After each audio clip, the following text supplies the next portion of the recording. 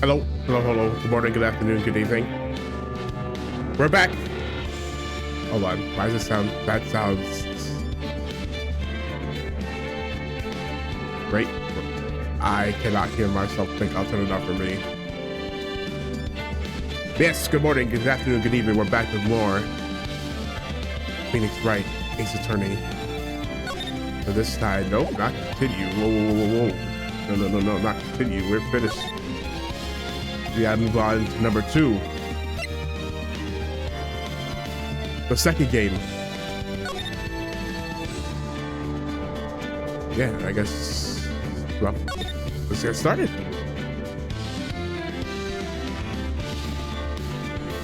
Hold on. What's going on? Hold on, wait. Why is this thing? Nope. Hold on. Wait. Hold on. Okay, wait. There you go. That's better. Okay. Okay, so you see, it looked off when it was on the screen where it says just press enter. So I fixed it, but then I guess what? Let's get started. Oh, the work is going crazy.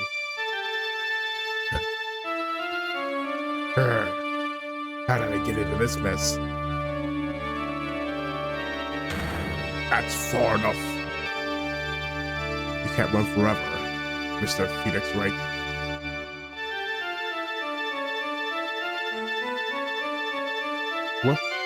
What have I done wrong? I cannot allow you to go on like this. But I'm just a simple defense attorney. Silence! Be gone! You're no longer worthy of your title. I banish you.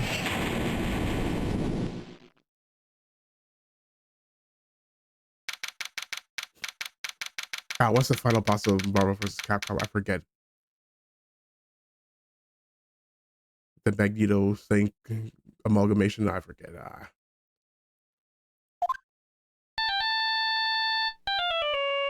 Nightmare.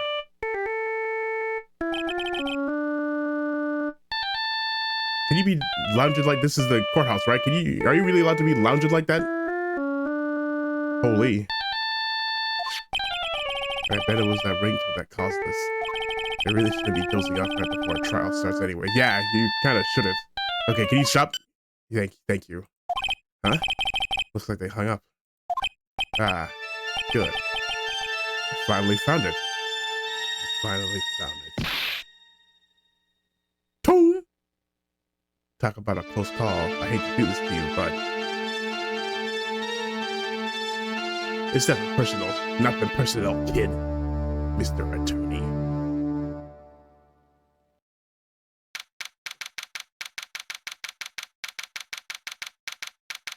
Uh-oh, what happened?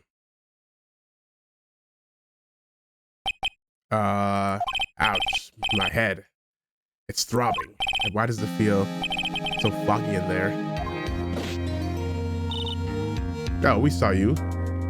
And a picture frame, I think. I put it out. Good morning.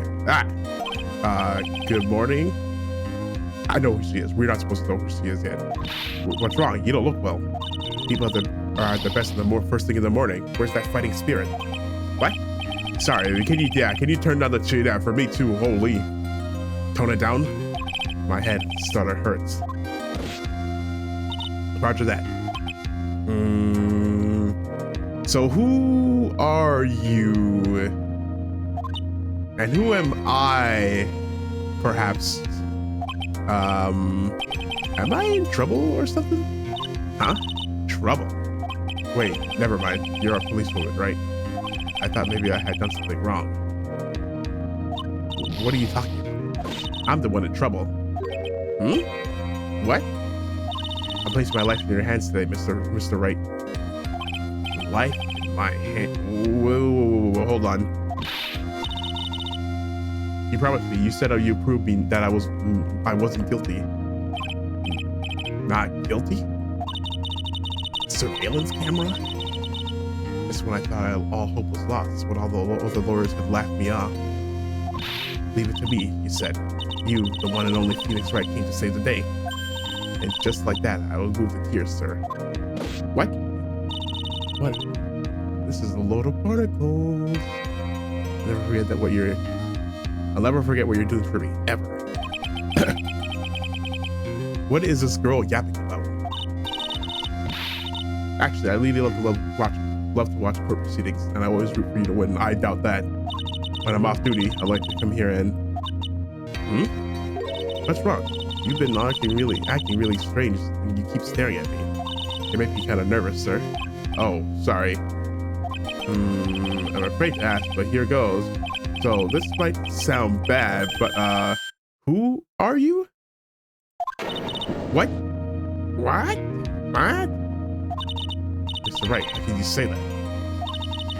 How you can do this in the heart of a girl about to go on trial? You're absolutely horrible. No, I didn't mean it like that. Is this how the defense attorney treats his client, sir? I can't believe this. No, it's just, well, I think you have the wrong person. Wait a minute. Huh? Who am I? Who am I? Why am I drawing a blank? Trial will begin shortly. We have slight amnesia. Or not slight, we forget our names, so that's actually very severe amnesia. Will the defendant and her lawyer please proceed to the courtroom? Well, the trial's about to start. I'm counting on you in there. He just said that. Oh my God, I'm going to jail. My lawyer doesn't know who he is. I guess I must have amnesia. Well, maybe not. He knows what. Yeah, I guess it's not full. He knows how to speak and stuff. That's not. Let's see. What can I piece together? The sound of things. It's probably safe to say that I'm a defense attorney. Yeah. This girl said I prove her not guilty. I can't believe I made such an irresponsible promise. Help! Help! Tell me this is just a bad dream. Why do I get the feeling this is one dream I won't be waking up from? Yikers.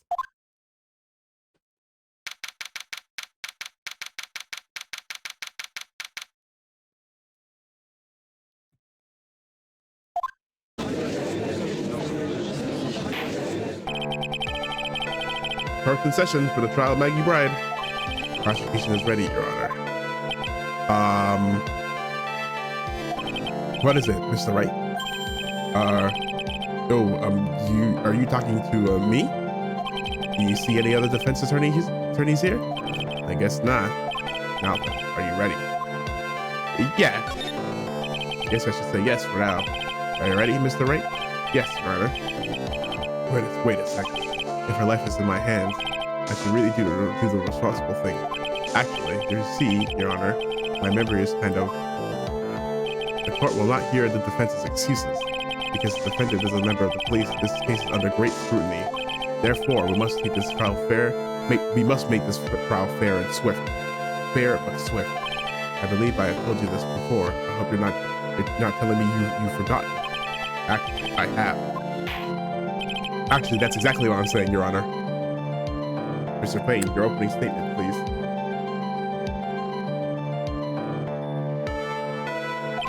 Yes, Your Honor. As I'm sure you're well aware, the defendant is accused of killing her lover. Ooh, crime of passion. What's worse, her lover was a fellow police officer. Uh-oh. A policeman? You did what to a policeman? It wasn't me. And besides, Dustin and I, we weren't lovers like that. In any case, the prosecution will prove that the guilty party is none other than the defendant. Very well. Mr. Payne, please call your first witness. It's been a while, Mr. Wright. I literally, Omega Lol. Let's see what you've learned since last time. I'm like an A-list defense attorney at this point, or at least I should be. I won't show you any mercy this time, rookie. Okay. And who are you? Yeah, literally, who are you? Prosecutor called Detective Dick Gumshoe to the stand. Woo, Detective Gumshoe. Here we go. Don't let me down, Mr. Wright.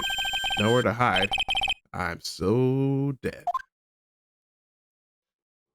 Hey there, pal. Witness, please state your name and occupation.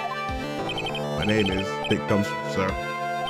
I'm the detective in charge of homicides down at the precinct, sir. You don't look very well. You don't look very well, detective. Well, sir, the defendant, she works under me, so you know. You work under that detective? Yes, sir. And while I was a trainee, he was always watching out for me, sir. He's such a wonderful guy, sir. I'll never forget what he's done to me.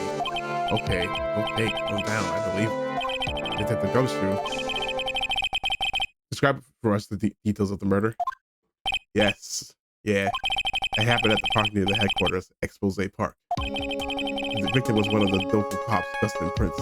He was pushed down from the benches on the upper path.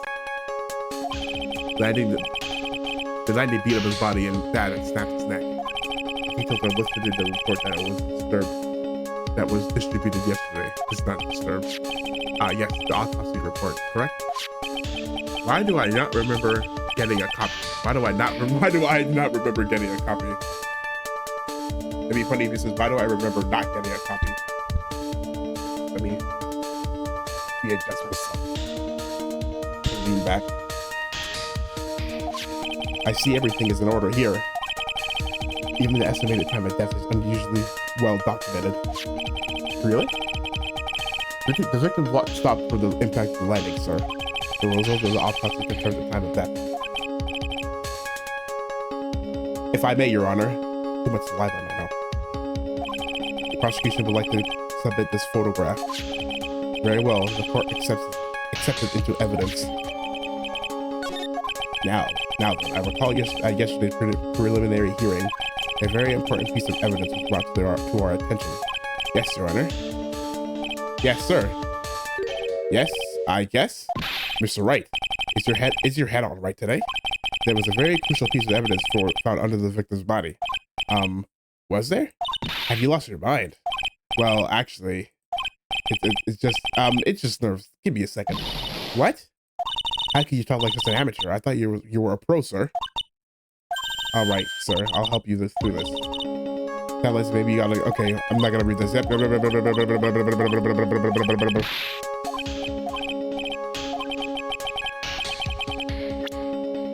Glasses.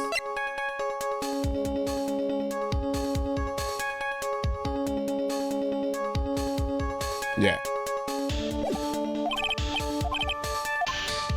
Glasses. Broken player. Yeah, that's simple, Your Honor. A broken pair of glasses. That's right. The victim grabbed his killer's glasses as he was being shoved, sir, and he held onto them as he fell. Hey, why are you giving me the evil eye? Those glasses you're wearing. Yes, this is my spare pair. But these glasses they found at the scene of the crime are not mine, I swear. You sure about that? Look, it was a coincidence that that same day, I accidentally stepped on mine. A coincidence, he says. Your Honor, I have further evidence to present. Oh, you have more? And this evidence is very decisive. Very well, let's hear from our witness about this evidence.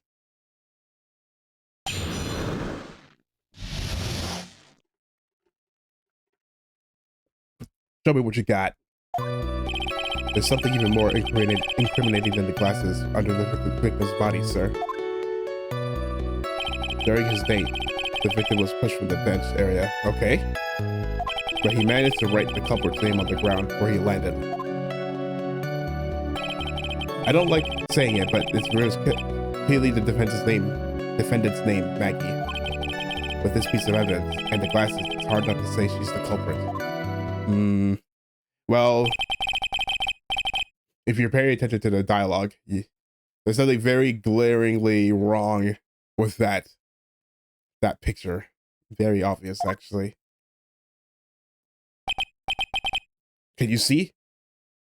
I won't say until we have to point it out why this is. Yes, I can see your name because it's clearly written here. The prosecution would like to submit this picture. Understood. The court accepts it into evidence.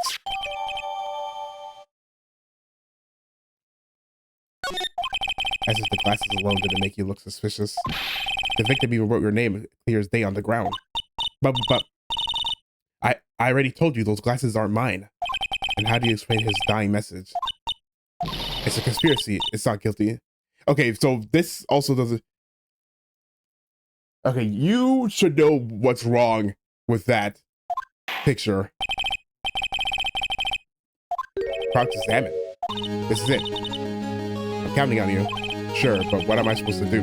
What? This isn't like you at all. Normally, this is the part where you get in the witnesses' faces.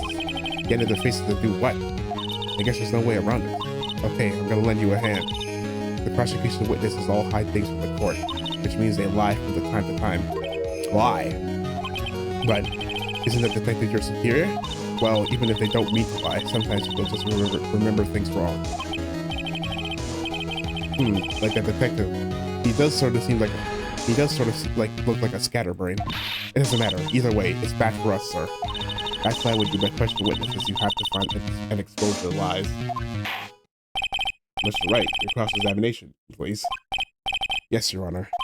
Talk about trial by fire. Equals nothing. As long as I can expose the lies, we should be all right.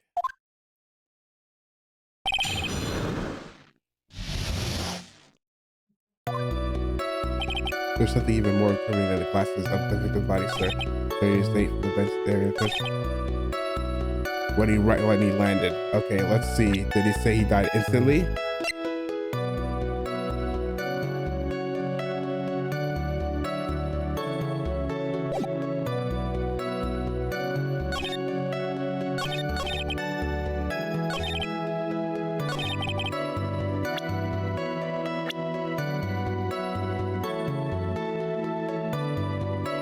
Okay, this is this. Hey, the name's defendant is Maggie, but that's not. Hold on, let's. Oh, you know it's time to save. Ooh boy. Yeah, we gotta get rid of the old saves.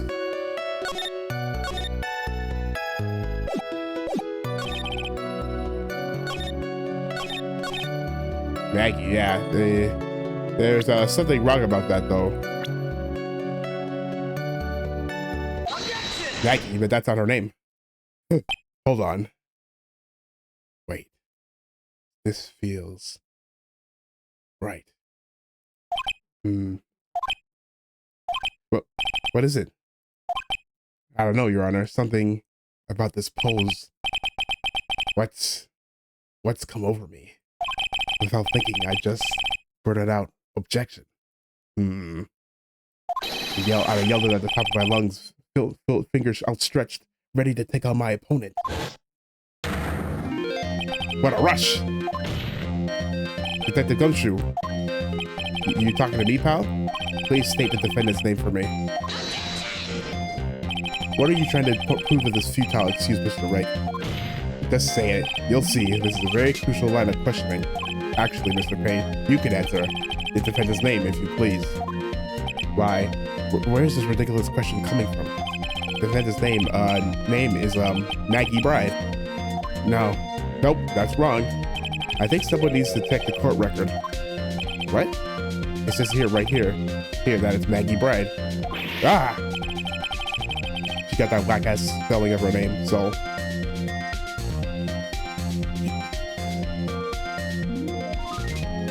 Why? No, well, I don't get to it. Looks like the bird caught the cat napping. What's going on here?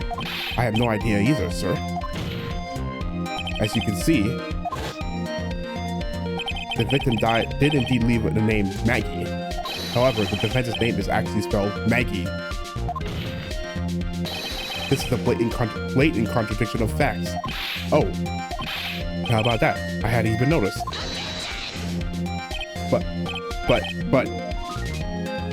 But maybe the victim didn't know how to spell her name. Yeah, there's no way. Are you kidding me? May I remind you that it was you who said the defendant is accused of killing her lover. You think our lover would, if they were truly lovers, it would be impossible for him to have not known her name? No. Yeah, that's crazy.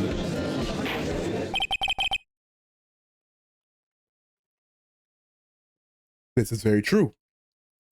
Mr. Payne. Yes, Your Honor? Are you absolutely certain that the defendant and the victim, Dustin Prince, were in fact lovers? Yes, I am quite certain, Your Honor. They were a well-known couple in the police force. Detective Gumshoe, please testify for the court to the relationship between the victim and the defendant. Yes, sir.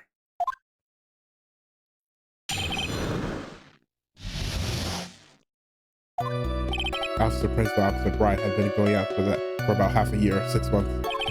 It sounded like they were even talking about marriage. The day of the incident just happened to be the victim's birthday, sir. Maggie, I mean Officer Brad, had gotten Officer Prince a present. It was something she had brought over 2 months ago.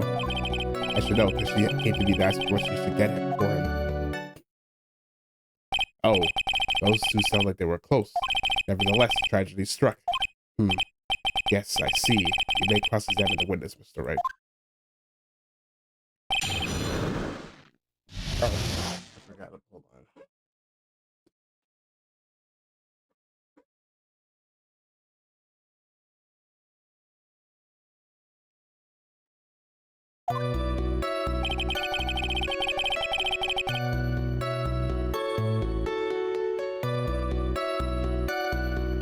First officer Wright went out for a year. Sounded like they were even talking about marriage the day of the incident.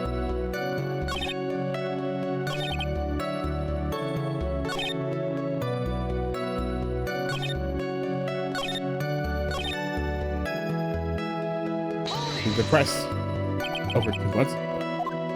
Yep, she's a very considerate woman, pal. So, what was his birthday present? She got him a glove. A single glove? Why would she only give him one? Actually, Your Honor, the glove in question is a baseball glove. Oh, I see. A baseball glove. Officer Prince was a huge baseball fan. A baseball glove? Press further, it might be important. Just now, I believe you said that the present was something he had bought over 2 months ago. Yeah. Are you saying she bought the glove at the store that far in advance? Nah, nothing like that.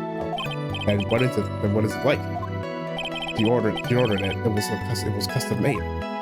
Custom made. The glove was custom made? Yep, that's what I said. So the glove was custom made.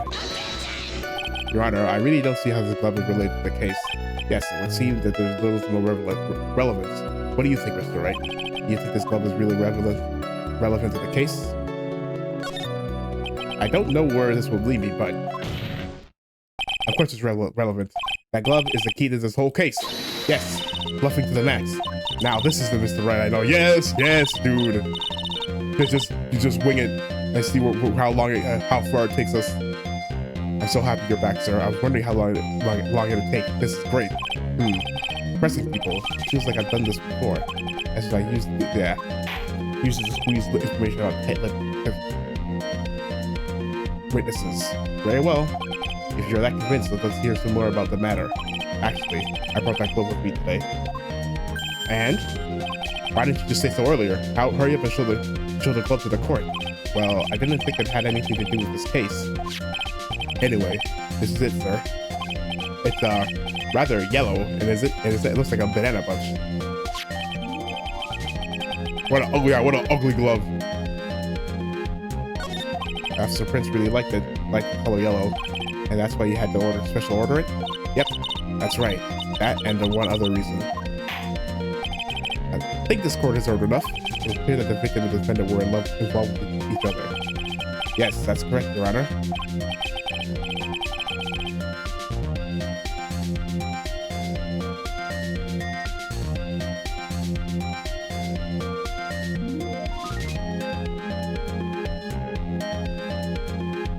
Now, if that's true, it brings up an important question.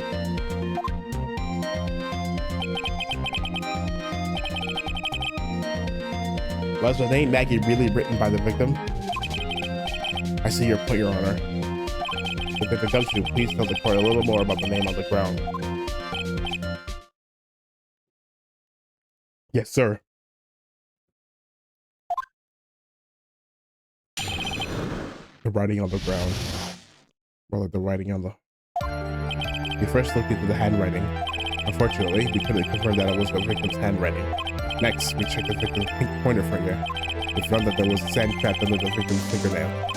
There were also scratches on the skin that were caused by him writing on the ground. From this, we could confirm that the victim wrote this name with his right hand. Yes, a perfectly logical conclusion.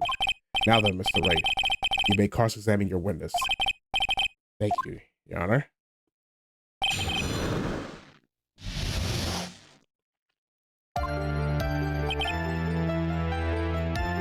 Now, we're gonna go to the last statement.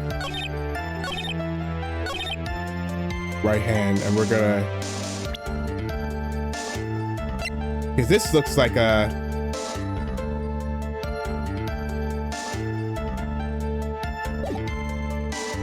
Let's press it first. Are you absolutely sure? I believe in the power of science. I'm wondering if my evidence... Did you think that's going to be really straight, sir? It doesn't really work the message with the right hand. You think I would have gone... The president? Yeah, okay.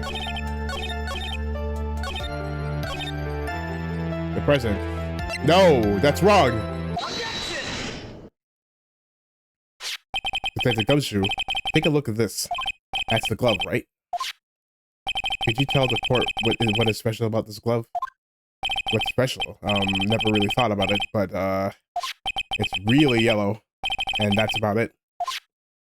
Yes, it's really yellow, but that is only one of its qualities. Huh? Yes, if you look at the glove, there is something different about it. That makes it, and the reason why she had to get it custom made. There's another reason why it's special. And what would that be? It's a right-handed glove. It's very simple. This glove is made for a left-handed person because it goes on the right hand, usually your dominant hand. Left-handed? Why, you're absolutely right. This glove is made to be worn on the right hand. That is why it had to be custom made. I have never seen a bright yellow left-hander's glove for sale, have you? Well, no. So, detective, which hand did the victim use to write the name with again? That's easy. Look, it's obvious from this picture. It was his... Wait a sec. Don't forget the victim was left-handed. Ah. Oh yeah, I forgot to mention Sorry, this is for the... I need to explain this for the tangent about to go on. I played this game I played this game before a long time ago. I haven't played it since then, so I kind of don't remember how it goes. But for this part, I remember when I first played it, I was like, I know it's a tutorial, it's easy, but I lasered it on it like oh, that's a right-handed glove, and he's a left. I'm like, oh, that's a glove for the left for the right hand because I'm fun fact about me, I'm left-handed in real life too, in real life. So I like, oh, that's a right hand glove, so he must be left-handed. And I'm like, oh, they said he wrote it with right. Impossible.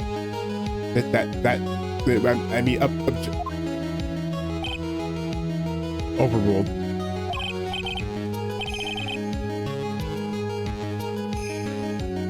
Mr. Wright, I would like to know what your line of reasoning proves. There's only one conclusion that can be drawn. The left-handed person could not have written a message with his right hand. Therefore, the person who wrote the name Maggie could not have been the victim.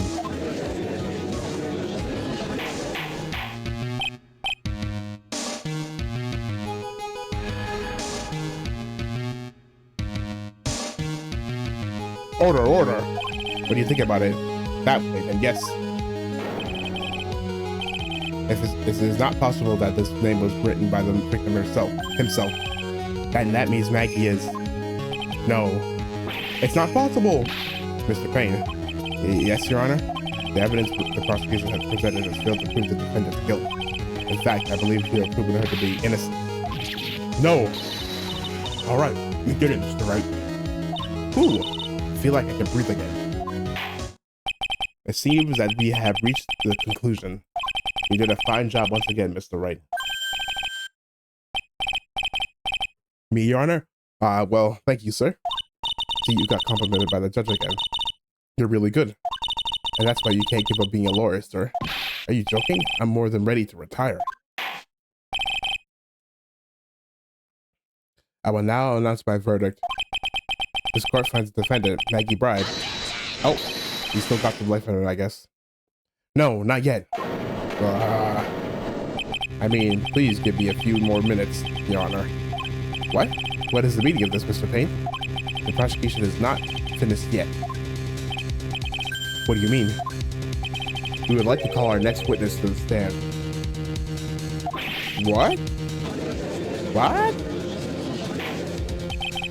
And what did this witness witness? The moment the victim was pushed to his death. What's more, he saw the very face of the culprit. What the heck?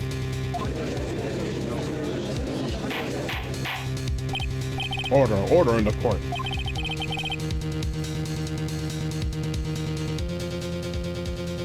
I believe a recess is in order. Afterwards, we will hear from this new witness. I had a feeling that it was a little bit too easy. I need more information.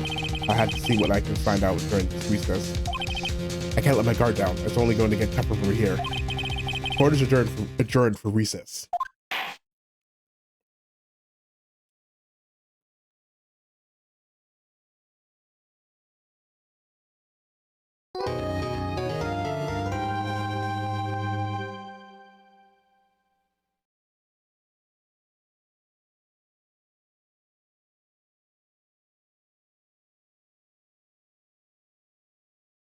Okay. All right.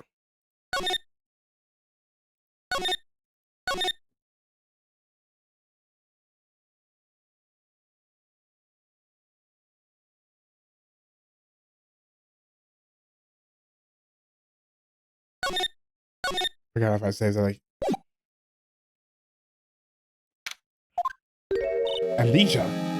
I can't believe my lawyer is trying to defend me in such a state. Why didn't you tell me, sir? I'm sorry, I didn't mention it to you. Oh, I know what to do.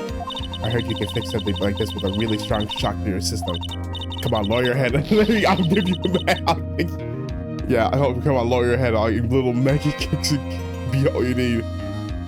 Yeah, no. I don't think I'll pass on that one. Come on. I'm sorry. When I see someone in trouble, I have a hard time leaving them alone. I tend to stick my nose where it doesn't belong and try to tackle everyone's problems. Oh, that's not a bad quality. Well, my head's one problem you won't be tackling today. Well, we're here to solve your problems first. We can deal with mine later. For now, do you think you can fill me in on a few things? Of course, I'd be honored to. But, well, I guess we start with my name and then I can tell you about me. No, that's okay. I don't need to... No, that's okay, really. I think I know your name. You and your name pretty well by now. I wondered if you could help me figure out a few things about myself. So, my name is Phoenix, right? What a weird name. This is serious. You really don't remember? I'll tell you what, sir. You can have this back, and maybe it'll help. This is a business card. I got this from you. It's my most prized possession. You can borrow it for now, but please give it back, okay? Okay. There's some numbers written on the back. Oh, and that's your cell phone number. Cell phone? I guess for now we should stop talking about me and start talking about this case. This case? Yep. Can you think of anything that would be helpful for me to know?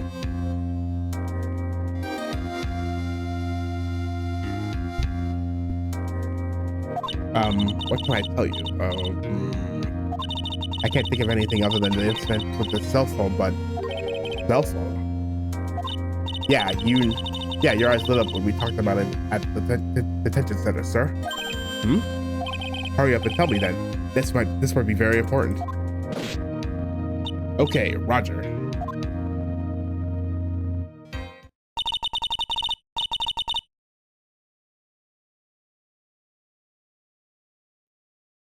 It was on the day of the crime, just before 6 p.m. I picked up a lost cell phone while on a walk with Dustin. Yo.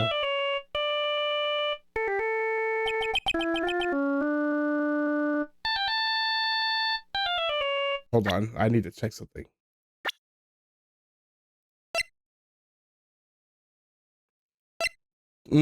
That's okay. That's okay.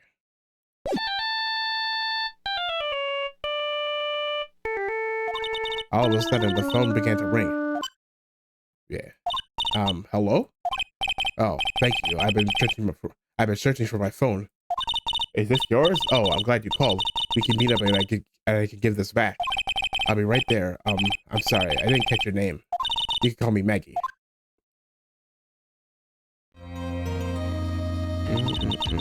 We agreed to meet up at 6 p.m. Best that I waited for the person to show up, but they never did. So where is the phone you found now? I gave it to you yesterday. Huh? To me? Is it that phone in my pocket? You mean this? Do you think it has anything to do with the murder? I don't really know, but if my eyes lit up. Ah, you were here all along. Oh, Maya, you're so mean.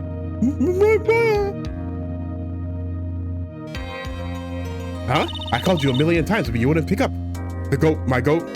She's back. We left her last time. And when I went to check in the courtroom, everyone had already left. Who the hell is this?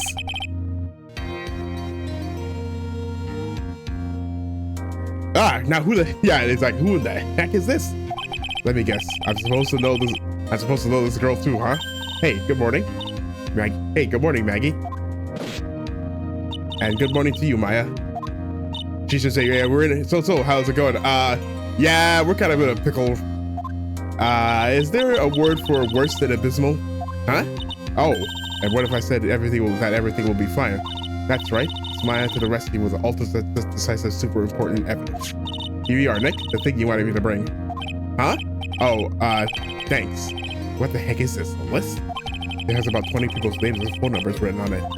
It was kind of tough, but I managed to dig up some dirt.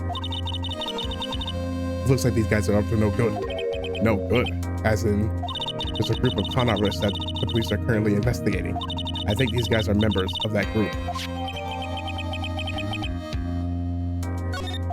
Why would a group of con artists pop up in a case like this? Don't look at me. And where did you get this list from in the first place? What? Can't you remember, Nick? You're the one who asked me to look this up yesterday. Oh, is that right? These numbers were in the memory of that phone Maggie found. So that's where they're from. You're awfully forgetful these days, Nick. I hope I never get to be a forgetful old prune like you. To hit him with the old ass. Maya, actually, Mr. Wright. Recess is now over. Yeah. Oh, oops. Guess you have to get going. We can talk about it. You being old later. You can talk about you being a dinosaur later. Wish us luck. I guess I have all the pieces now. I guess I have all the pieces now, more or less.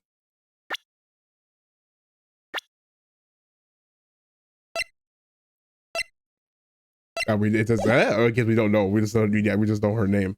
We don't remember. All that's left is to put it all together. I'm not gonna lose this. I can't. Come on, Nick. Get a move on.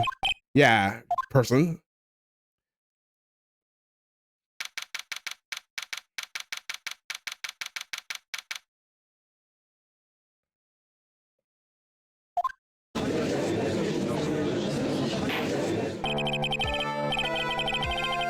Court will now reconvene. Please continue. Please call your next witness to the stand, Mr. Payne. Yes, Your Honor.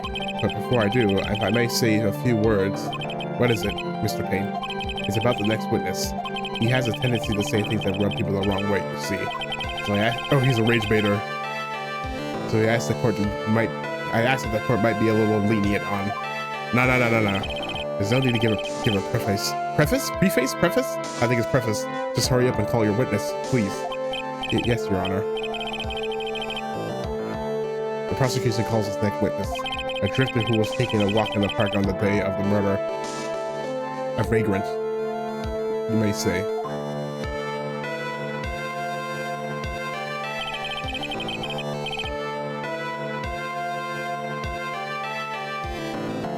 He looks like the kind of person that says, I'll have you know my father owns this place. My mother is the owner of this restaurant. Oh, my dad's the CEO. Type shit. Please state your name. Please state your name for the court, witness. Before I do, I'd like to clarify a little something. Huh? Oh, all right. Go ahead. Just now, you introduced my wonderful self to the court, correct? Perhaps as a drifter who was taking a walk? Did I? But I will not stand for that. Now that you tinted the court's eyes and colored me wrongly, sure, I suppose Cotton. I'm not reading. Yeah. I mean, looking at them. Yes. I understand, man. I'm very sorry. I will be more careful from now on. What is he? A human chatterbox? Oh, she's beside us now. I have to question him.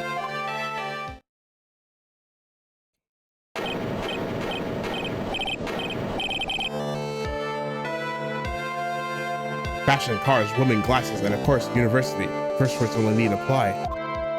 Glasses, but you aren't wearing glasses. That's enough. Your name, when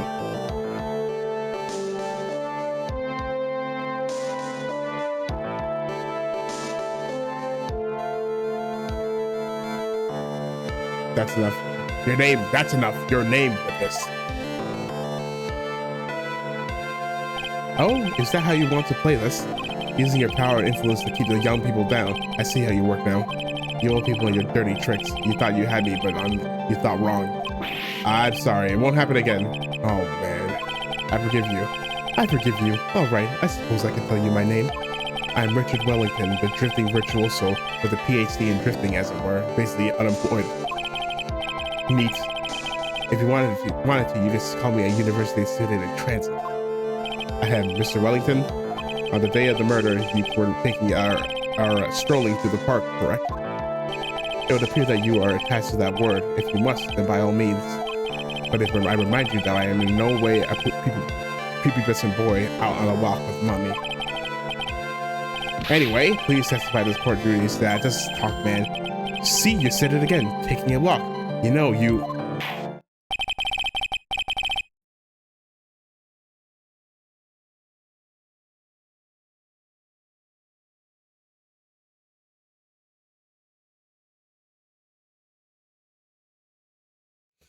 Well, what you witness will do, Mr. Wellington.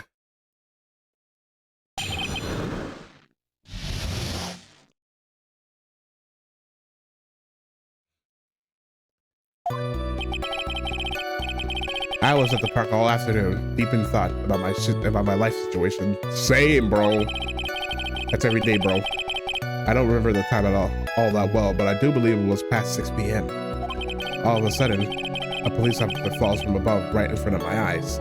Without a thought, I looked up and there I was met the eyes of the charming young lady. Of course, I remember her sweet face. It was that of the pretty defendant right there.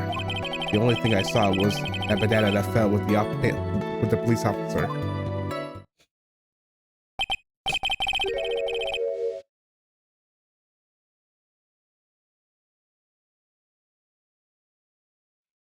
That was certainly a decisive testimony. Decisive. Nick, did you hear what he just said?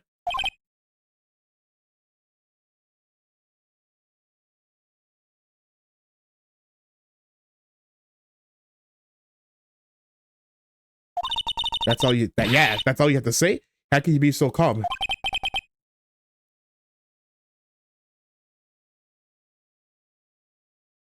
It's strange. My mind is very calm and clear. Maybe it's because I believe in my client. You mean Maggie? Yes, and if she really is innocent, then that can only mean one thing. That guy is lying. Yes, dude. Truth tell. Truth maxing. You may now question the witness, Mr. Wright. I find out the truth no matter how well you craft your lies.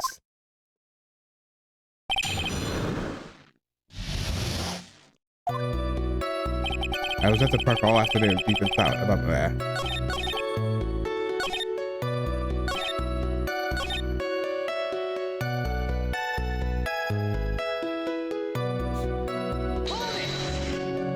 The banana. Well, it was actually more than just one. More like a bunch of bananas.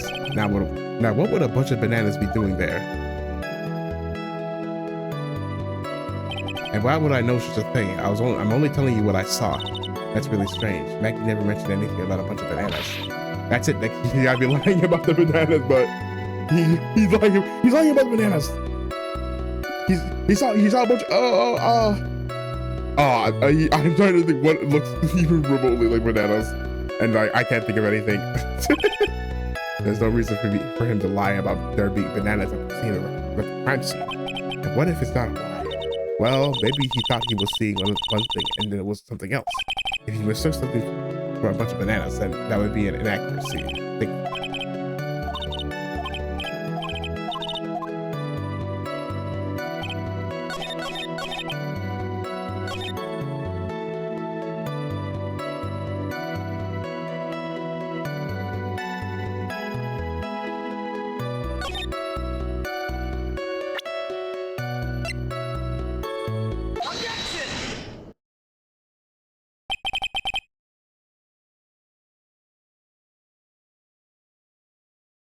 Mr. Wellington, I believe I have the bananas you saw right here. Ah, so you knew about the bananas too. Why didn't you say so earlier?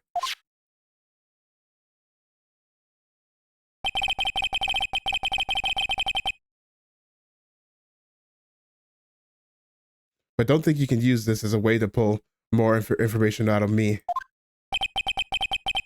And that's where you'd be wrong. Mr. Wright, what is the meaning of this? Isn't that the baseball glove? Huh? What? A baseball glove? Doesn't it look delicious? Care for a bite. That's not. It's a no.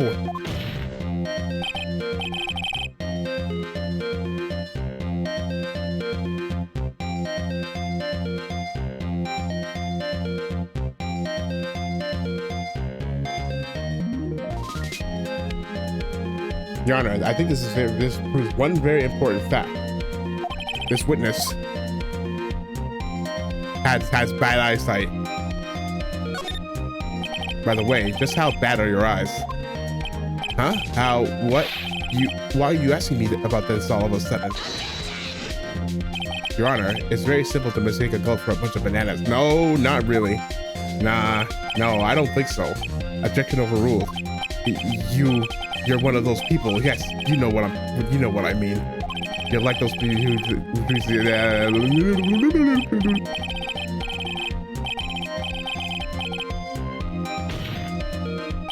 and that is why I asked you how bad your eyesight is. They're both 20. That's not a 2200. I suppose you're going to tell me that's terrible, right?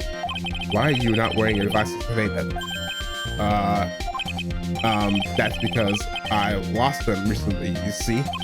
Of course, I was planning on getting a new pair made right away, but you know, my glasses are no longer glasses, so to replace them. How about when you witnessed the crime? Were you wearing your glasses then? How about it? How about it, witness? You are an unrelenting evil man. You're like those people who Joan of Arc, Galileo, Joan of Arc. Answer the damn question, which boils down to you were not wearing your glasses at the time.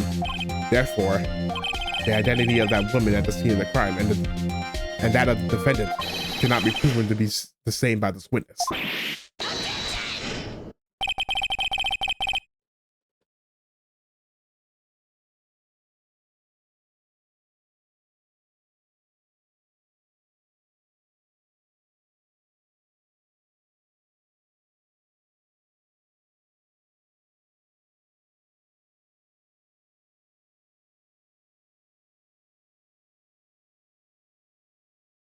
But the height difference was only 9 feet. It's very possible for him to see the face of the culprit standing on the upper path. Witness, please be more accurate in your testimony. Remember, a person's life is at stake.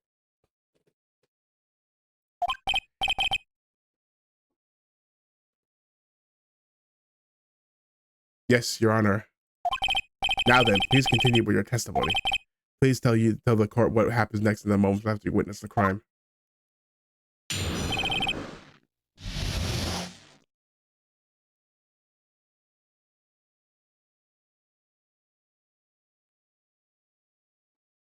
What happened next? The girl in the upper path ran away as soon as she realized I was there.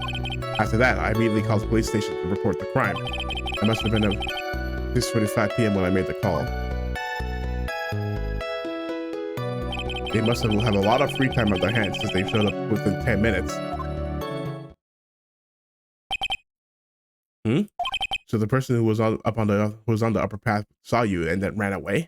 Yes, that is correct. Which is why even someone without a superior brain like me, mine, can understand that the girl is the murderer. You may quit. Yeah, you can question her. Question him, not her. Sorry. The one friend that's too woke.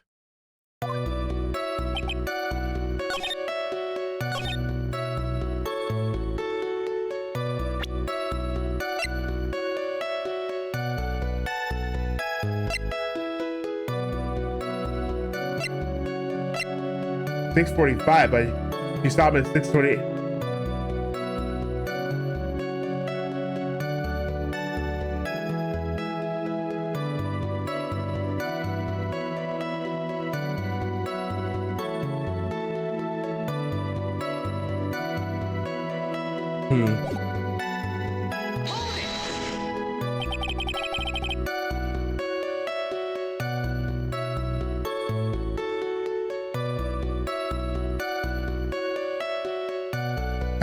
How do you know what time it was?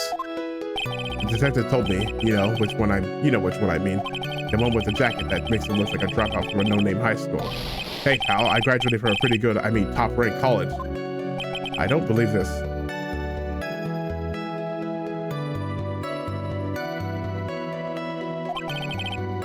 It doesn't matter. I don't believe I was mistaken on what time I called.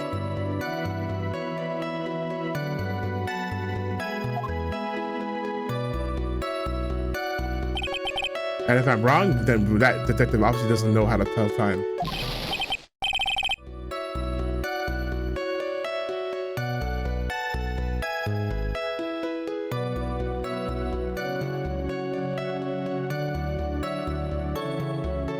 What? You're just some lousy kid who... I think that the court can see your point. Anyway, how did the police wrong? Sorry, I'm watching. I'm getting distracted by something. Obviously, too.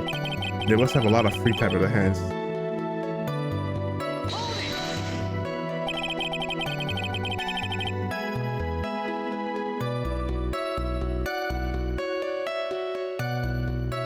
So you're saying that there were police on the scene by 7 p.m.? They got them there before that, I think. There usually aren't many people in that area at that time of day. But suddenly, before I knew it, there were people crawling all over docking. It certainly says something about the morals of the people in this country. I can't find anything out of ordinary testimony.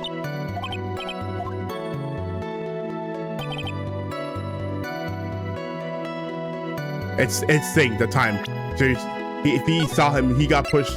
He saw him get pushed, but then when it took him 20 minutes to call the police. It's the yeah. It's like the time of death. 6:28. It took him almost 20 minutes. It took you 20 minutes? Mr. Wellington, would you please take a look at this? You mean the victim's autopsy report? According to this, the murder occurred at 6:28 p.m. So what of it? So what of it? So what of it? I can't, nope, no, I said, so what of it? So what of it? You said you called the police immediately after the murder took place. Yeah, but it took you 20 minutes. However, by the time you had called the police, it was already 6:45. There's clearly a 15-minute gap here. Do you deny it? Oh yeah, no, it's not. Yeah. I think this court would like to hear what you were doing during this 15-minute gap. The witness was in shock at the time after witnessing the terrible murder, but yeah, 15 minutes? It was only expected that he would be a little dazed, but...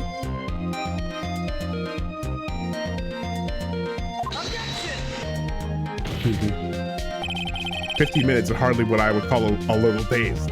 Yeah. Mr. Wellington. Yeah? Or Mr. Wellington. I know I did. Explain yourself. What were you doing during those 15 minutes?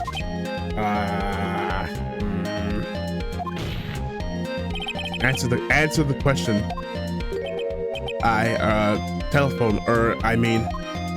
Spit it out. I was searching for a phone booth. A phone booth? You mean you don't have a cell phone? Your questions as if you're trying to open them up. They're have a Martoska. Hold on. We never did look. Oh yeah, no, I forget. There's no examine. We can't 3D examine anymore. That was only in the extra trial in 1. No. Oh yeah, that's another thing too. So 2 and 3 did not get the same treatment as 1 did when it was re-released for the DS. So they just did. So 1 has an extra case where they use the DS's features, but 2 and 3 do not. 2 and 3 are just like straight ports of their respective titles, whereas 1 is kind of like a remake or like a remaster with extra case. You must think you're really something special. So literally no 3D movement until Apollo Justice again. Witness. I lost my cell phone. There. Are you happy? You lost it.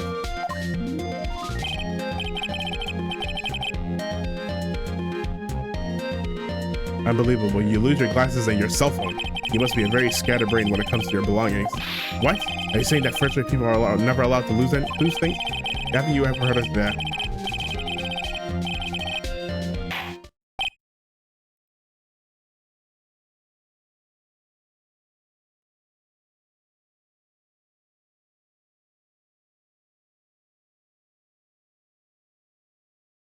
Enough.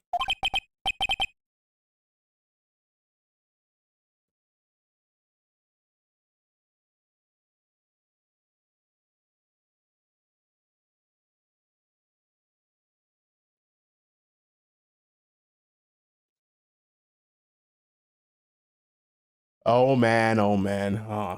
Wait, hold on a second. He lost his cell phone? Wait a minute. But we do have a missing cell phone on our possession. Nick, that cell phone, could it be? You mean this phone Maggie found? There's no way. Boy, I didn't see this coming. What should I do now? Question further.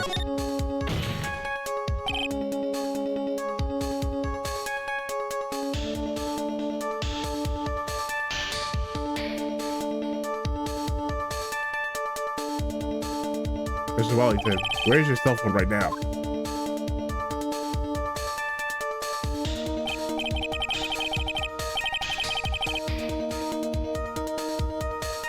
What are you getting all excited about? You seem to be a little confused. I found my phone. I found my phone. You know? See? Here it is. Oh, I see. Looks like he's got his phone. And I thought that just maybe this was his. Well then, I think we've cleared this issue up. At the time of the murder, the witness did not have his cell phone because he had lost it. Therefore, the delay in his call was caused by a search for a phone booth.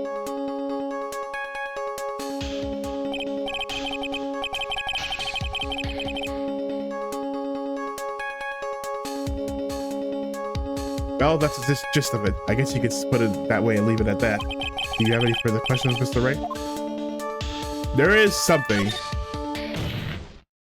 Your Honor, the witness testimony does not make any sense. I don't believe that there was ever a need for the witness to search for a phone. How dare you? You can't just make outrageous claims like that. You do have some sort of proof, don't you? Well, yes, of course. All right, let's have this.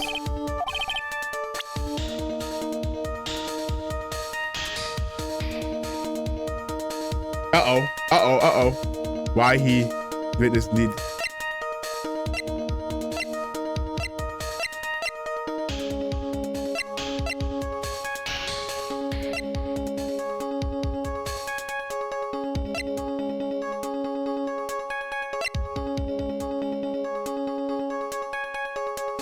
Uh-oh, I think I messed up. Uh-oh. it this? Because they haven't used a phone. Oh, hold on. It's probably checked the pictures. They're probably. Oh, yeah. Yeah, there you go. It took him 15 minutes to look for a phone. Yeah, there's a phone booth right there. Yeah, it's a picture. I never checked it. It's quite simple, actually. Please take a look at this. Look at this. At the crime scene. At the crime scene photo. Is there a problem with it? Oh, there is nothing wrong with it, with the picture. But if you don't understand my logic after looking at it, something is wrong with you. No, it's a phone booth. That is correct. So he took 15 minutes looking for a phone booth that was right there. All the defendant had to do was walk 3 steps. Well, Mr. Wellington, why did you not use the phone that was right in front of you?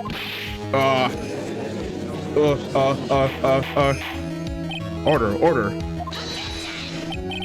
What was reported the crime a little late too for the defense? Well, actually a lot. The witness can't explain what he was doing for those 15 minutes. That is a reason enough to throw suspicion on his testimony. Yes, this is very true. What do you have to say for yourself, witness?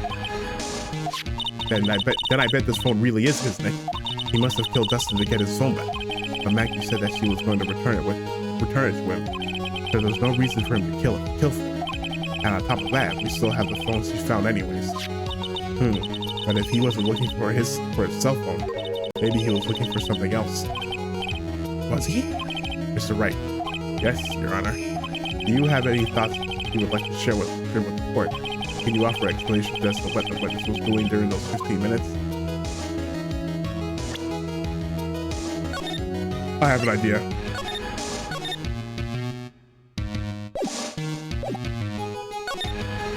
There's only one possible explanation. Alright, let's hear your explanation. However, be forewarned that your explanation is not persuasive.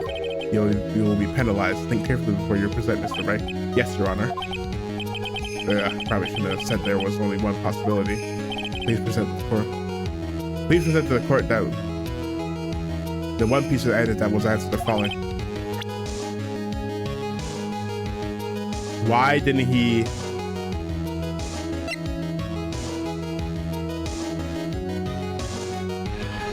Because he literally couldn't see.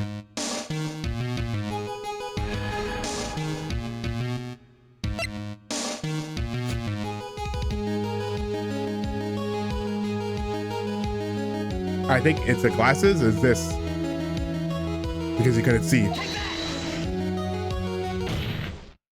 Mr. Wellington, you took it that long to find the phone booth because you couldn't see. Well, what? Don't do that. You almost gave me a heart attack. These are your glasses, aren't they? Ah, where did you find? Yeah, I believe the court all heard what you just confessed to. I think that teller is supposed to be that they're blue rimmed. The same as his jacket. That these glasses are in fact yours.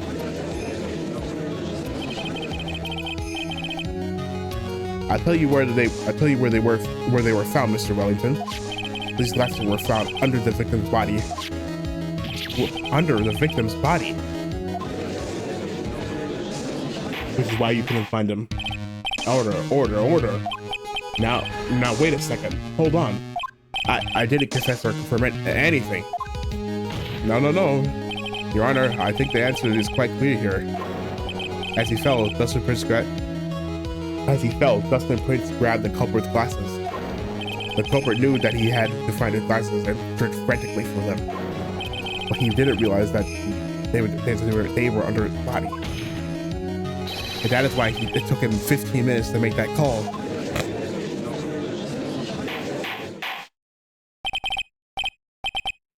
Mr. Wright, are you indicting the witness as the real murderer? Yes, I am. Of course. That is precisely what I'm doing.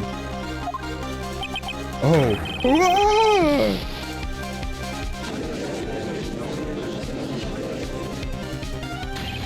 I know I'm right. He is the real murderer. Did you figure it out, Nick? More or less. Turns out the cell phone was the key to this case after all. Anyway, now is our chance to deep six this guy. I'll sink him in one shot. Yeah, this is so exciting watching you work again. Somehow, my old self is coming back to me. It's time to sink or swim. Everything rests on the edge of a knife. This is the moment I've been waiting for. Order. Your Honor, the defense is making a mockery of this court. Without any solid ground to stand on, he accuses the witnesses of being a murderer. Yeah, that's right. I'm no criminal. This third-rate fraud of a lawyer. If that's the case, why don't we look at it from a different perspective? Let's hear your explanation as to why you're not the murderer. Why for example, there's the name the victim wrote. What about that? Oh, you mean the name Maggie? Yeah, even an idiot like you can read that, right? But we already know that this was not written by the victim himself. After all, the defendant's name is Maggie and the victim was left-handed. In other words, in order to make the defendant look guilty, the real criminal used the victim's right hand to write her name on the ground. But how did he know that? But wouldn't that mean that the real criminal was someone the defendant knew? Otherwise, how else would the person know her name was Maggie? That is a good point. The witness didn't even know Miss Wright before the trial. I forgot. Well, that's not true. Was there any way this creep could have known Maggie's name beforehand? There's a way. It would be best if I could prove that the witness had a chance to learn that the defendant's name was Maggie. Now, would the defense please present its case? How could the witness have known the defendant's name? The phone. Mr. Wellington, you didn't have your cell phone with you on the day of the murder, correct? So what if I didn't? When you realized you had lost it, what did you do? What did I do? Didn't you try to find it by calling it? How did you? Your Honor, these questions have nothing to do with overruled. Mr. Wright, where are you going with this line of questioning? Do you think there is some relation between the witness's cell phone and the murder? Oh, I think there is. I think there just might be. I do, Your Honor. On the day of the murder, Maggie Byrde picked up a lost phone in the park. And, if you remember, he called it oh, my name is Maggie. So the name was spelled like it sounds. And she also received a phone call from the owner of the cell phone.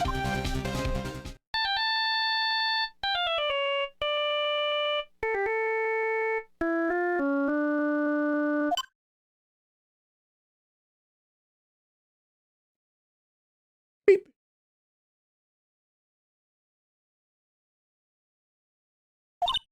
Hello? Oh, thank you. I've been searching. Yeah, we've heard this.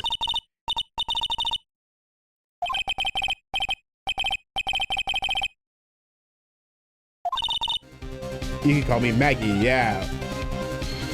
But you obviously can't. There's no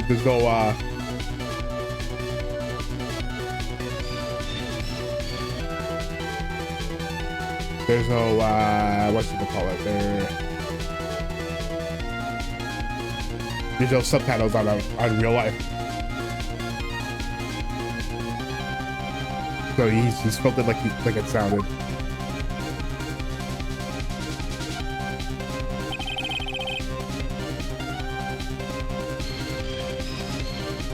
That's when you learned that her name was Maggie. But you made one fatal mistake. My client's name is Maggie, but the name that was written on the ground was Maggie.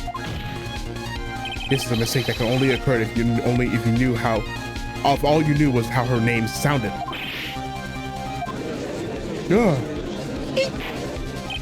Order.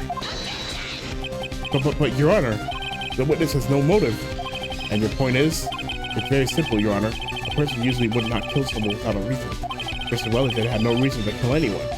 That is absolutely correct. I don't have a motive. Mr. Wright, Your Honor, can you explain what motive this witness could have had? Yes. It's very simple, Your Honor. Huh? Are you sure, Nick? If I send a cat over an explanation, then the trial's over, right? Yeah, but... Now then, please present to the court proof that the witness had a motive.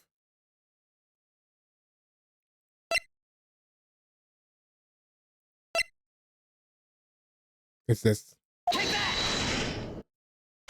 Mr. Wellington's motive is right here. What is this? A list? These phone numbers were pulled from the memory of the phone the defendant found. And we have determined that these people on this list are members of a certain group. You looked up all of those numbers.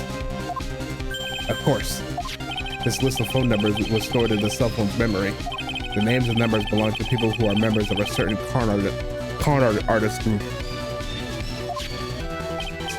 What? Con artist? Can you explain why these numbers were on your phone, Mr. Wellington? This is an outrage, an invasion of privacy. Looking up the phone numbers on a person's phone is a worse crime than murder. You're one of, yeah.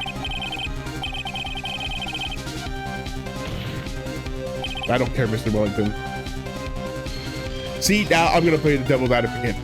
He should just say, well, but I have you know, I found my phone, so that's not my, he's like, that's not my phone. All I want for you is to tell us what this list is about. You think any of you know what it's like to be refined man such as me? Your Honor, this is unjustified badgering of the witness. Objection overruled. Mr. Wright, what is the meaning of this? Why would the witness have numbers of a group of con artists on his phone? Isn't that obvious? The witness is a member of that group. Well, Mr. Wellington is a member of this very group. No. All your friends' phone numbers are stored right here on his phone. If anyone were to look into it, these phone numbers, it would be all over for you. That is why you had to kill. No, this is too much.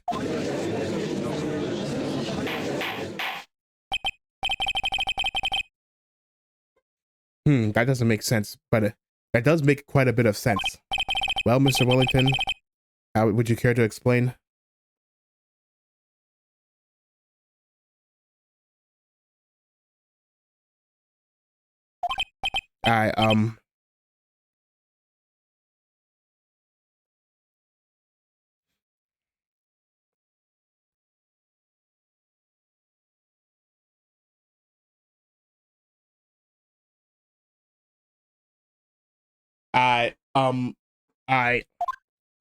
I got you now. That police officer. Your Honor, what is it, Mr. Payne? Your Honor, this is unjustified bad. He said the exact same thing only a few seconds ago. But please, let's think about the content of that phone call. Hello? Oh, yeah. Ms. Brenda had already promised that she would return the phone. After that, all Mr. Wellington had to do was meet Miss Byrde, and get his phone back. Why? Then why would he need to kill anyone? That is a valid point. What does the defense think about this? If you think about it logically, then it makes sense. Then maybe we should be thinking outside the box. Yeah, if you think it like that, let's see. Maybe that slimeball saw something at the crime scene that made him commit murder. Your thoughts, Mr. Wright? Well, I don't think Mr. Wellington went to pick up his phone in a very friendly manner. But he was promised his phone, so why would he have been unfriendly to the defendant? I think he must have seen something that didn't agree with him when he got there. Well then, Mr. Wright, what was the something that didn't agree with the witness? It was thing. It was him. What Mr. Wellington saw was the victim. The victim? You mean Justin Prince? Justin Prince had gone on his date right after his shift was over. With no time to change, he went to the park still wearing his police uniform.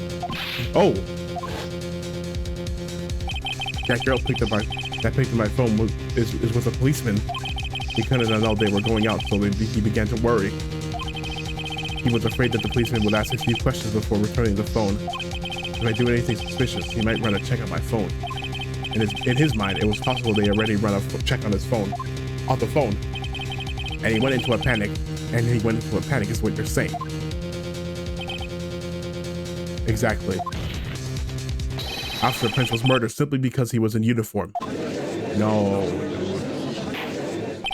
Mr. Payne, do you have any comments? Mr. Payne, I'm thinking. It seems the truth has come out at last. The witness, Mr. Wellington, you are... Ha. Uh-oh. Uh-oh, he's having a Joker moment. Why so serious? Impressive, not bad for a person with a third-rate education. What's that supposed to mean? The evidence. Evidence. The evidence. That guy is really creeping me out. All you've been wandering around is talking about is that suspicious cell phone. Suspicious phone number is this. Suspicious con art group that. They're all on that phone. But who's to say that phone is really mine? Huh? Where's your proof? Your evidence?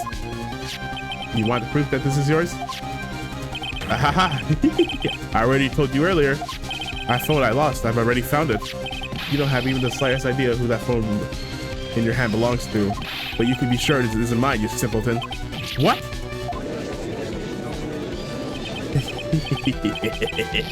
It feels good to see you squirm. We do seem to have a problem on our hands with this phone. Whose phone is it? Without knowing that, it's meaningless as evidence. Your Honor, this is bad. I can't let him turn the tables on me just like this. The cell phone. There has to be something I've overlooked. Yeah, there's one piece of evidence we didn't present.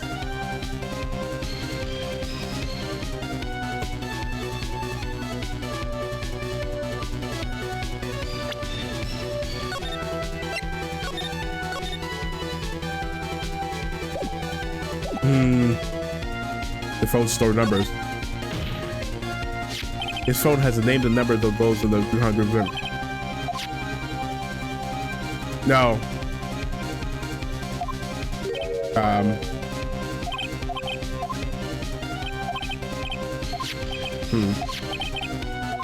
Fingerprints on the phone?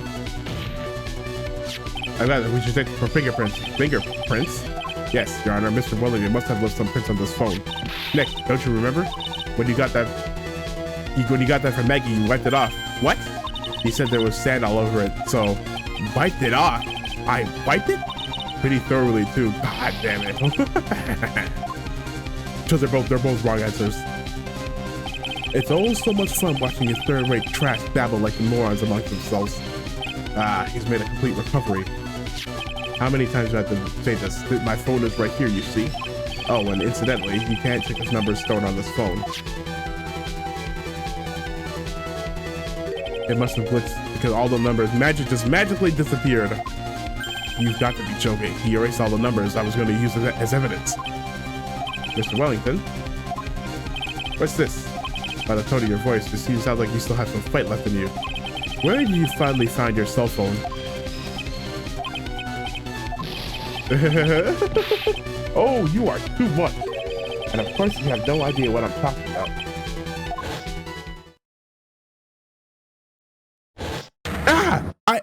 Oh my, now I remember.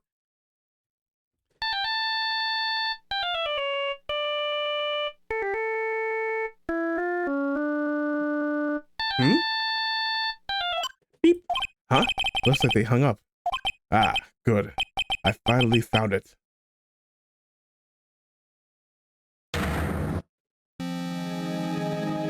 It was him. So that's when... Yeah, he got a big honk on the login.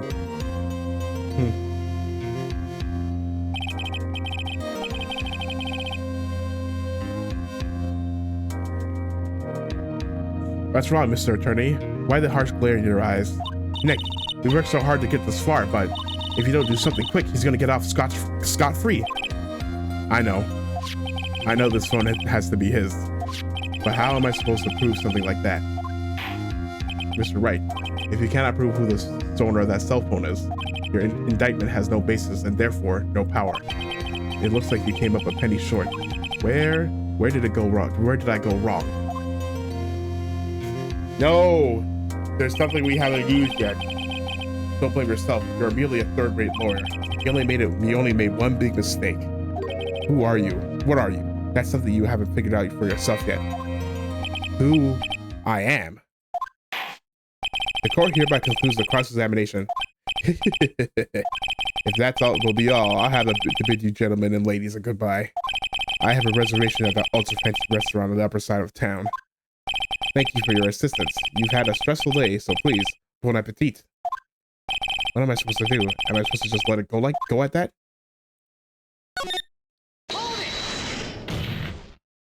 Please wait, Your Honor. All right, Nick. I think I may be able to prove it. Prove it? Prove what, Mr. Wright? Everything. Your Honor, the cross-examination has already ended. Besides, the defendant is just going to bash the witness with more inane questions. You will not harass the witness. Is that clear, Mr. Wright? Did you hear that? No harassment allowed, Mr. Attorney. Oh no, we won't be needing any harassment. Please, Your Honor. All right, very well. But this is your last chance, Mr. Wright. You may present one piece of evidence to the court. I only get the one shot at this. If you cannot prove everything, it's over for your client and for you. Do you fully understand? Yes, Your Honor. I'm sure you are well aware, Your Honor, but the cross-examination period has ended. Were you paying attention, Mr. Payne? I said that Mr. Wright could present only one more piece of evidence. Oh, now then, Mr. Wright, this is your last chance. The all comes down to this. It's go time. It's this. Present our number. Why, thank you. Oh, thank you. How nice. Here, please have one of mine. It's written in a fancy script. The ink is strong and clear, but I still can't read it. Wait, what am I doing? This isn't the time to be exchanging business cards. Your Honor, there is something very important about this card, and that is the back of the card. The card is important because of what is on the back. You wrote your cell phone number on the back? But that's exactly it. Can you please call this number for your cell phone? Huh? Right now, but court is still in session. It's okay. You'll see. Okay, if you say so. Is the defense preparing something, Mr. Wright? We are going to call my cell phone now. And then the court will see everything for what it is. Of all the idiotic, stupid things to... Notice the phone in my position is not ringing. Ah! What? Why is my phone... And what is this stupid sounding ringtone? You see? Oh, not looking so good. Mr. Wellington, why do you have my phone? How strange. I can almost swear that you're holding my phone. You're... Ah! No. I can't. It can't. By the way, before I forget, thank you very much for the lump on my head this morning. Duh. I don't think I need to explain any further, except to say, when you went to retrieve your cell phone, you mistakenly took the wrong one.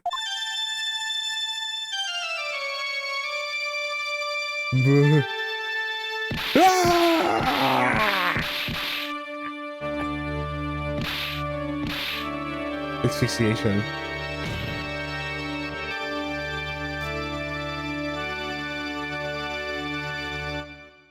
Case closed. So that is what happened. You were knocked out by a Mr. Wellington. He is a man who lives under his pride and self-image alone. And in order to hide his involvement with the con artist group, he has become paranoid and has lost all ability to make rational judgments. Then Mr. Wright, the phone you're holding is Mr. Wellington's, naturally. Speaking of that man, how is he, Mr. Payne? He was arrested and has been taken away, Your Honor. Scammer. Very well. Now then, this court finds the defendant, Maggie Byrde, not guilty. Woo, we did it. We're back, baby. That is all. This court is adjourned.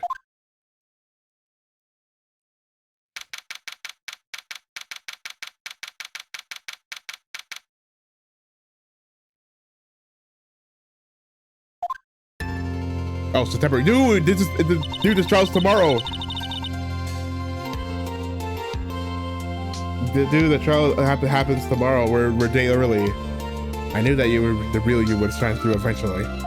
I'm so moved by what you've done for me, sir. Thank you so much, Mr. Wright. I feel really bad for Dustin. He didn't do anything to deserve this. Yeah. It's probably because of me. Huh? My whole life has been nothing but a whirlwind of bad luck and failures. Your whole life? It can't be that bad, can it? Since I was 6 months old when I fell from the 9th. Oh my god! I fell from the 9th floor of my apartment building. I've been hit by all sorts of vehicles, gotten sick from all sorts of foods, failed at almost every test I ever taken, experienced almost every kind of disaster. I never won or even tried at a game of tic-tac-toe. My life has been nothing but a string of disasters. That is pretty bad. Up until I went into college, I was known as the goddess of misfortune. And then at the academy, everyone called me Lady Luckless. Lady Luckless? What's worse is that my misfortune always seems to latch onto those around me. What do you mean? When I see someone in trouble, I always try to help. Ah, that's right. You were talking about this earlier. It happened again recently too, sir. There was an old lady pacing back and forth by the pedestrian crosswalk. I gave her my hand and, before I knew it, we were having dinner at my house. Oh. I'm sure that Dustin's gone because of me. That's not true. That glove didn't even have any sort of special meaning. It was just a present to say thanks for covering one of my night shifts. Oh, I see. Everything is all my fault. Dustin's death.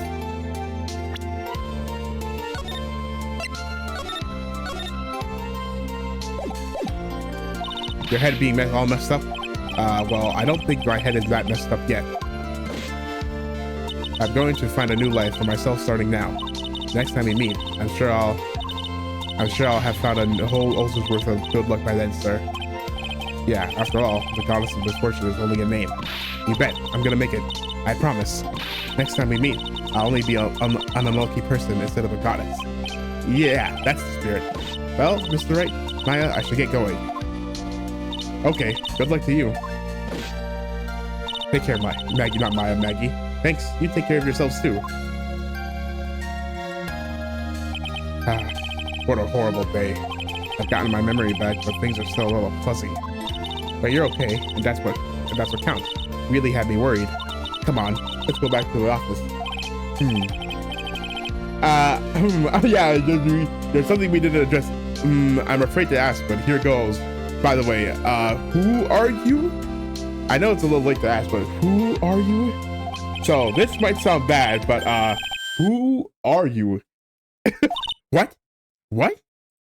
I thought you said you got your memory back. At that moment, everything really did come back to me. Our ride or die, Gumshoe, Detective Gumshoe.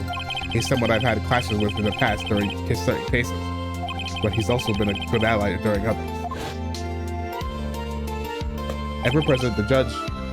He's a lovable, kind old man who is easily swayed by other people's opinions, but in the end, he always comes up with the right verdict. This person, I haven't got a clue. He seems to know me, but maybe he's mistaking me for someone else. Mystic Maya, this girl. Maya? You finally remembered. This is Maya Faye, my assistant. That's right. I have so many unforgettable memories with her about her. For example, Mr. Nick, what's wrong? You keep staring at me. Don't tell me you missed me. Yes. Well, yeah, I suppose I have. I feel like I haven't seen you in ages. Oh? Well, I'm back now, so it's time for us to create new memories together. All right, sounds good. All the phone numbers on my phone were erased by Mr. Wellington. I guess I have to start over from the very beginning. Come on, Nick, let's go to our usual burger joint. Okay. Actually, it hasn't even been that long since you came back into my life. And that story began on one rainy afternoon 2 months ago. Oh, okay, so the next case is prequel. Who's that?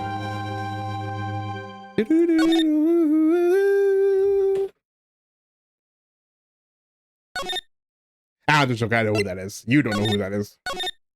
All right, but it's. All I say it is our second goat. That was no accident. Ooh, nice wheels. A muscle car. I was drugged with sleeping pills. I was murdered by that person.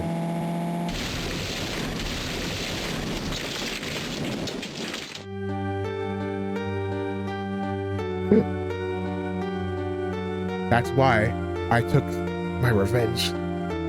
It's only fair, isn't it?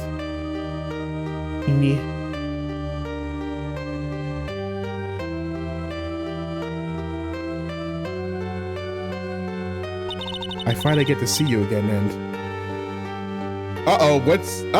she did the brother, not again.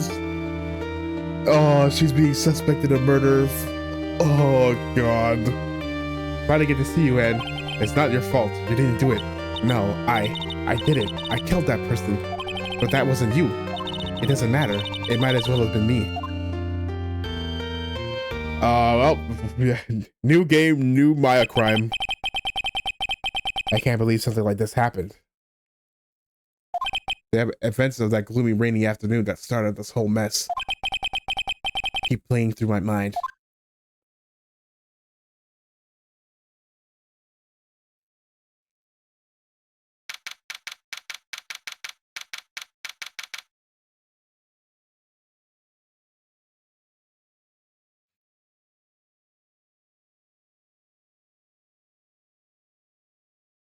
June 16th. Oh, back to the past. What depressing rain. Do you understand how depressed that makes me? Do you? I guess who is this guy really screams annoying. Get out of my face, bro.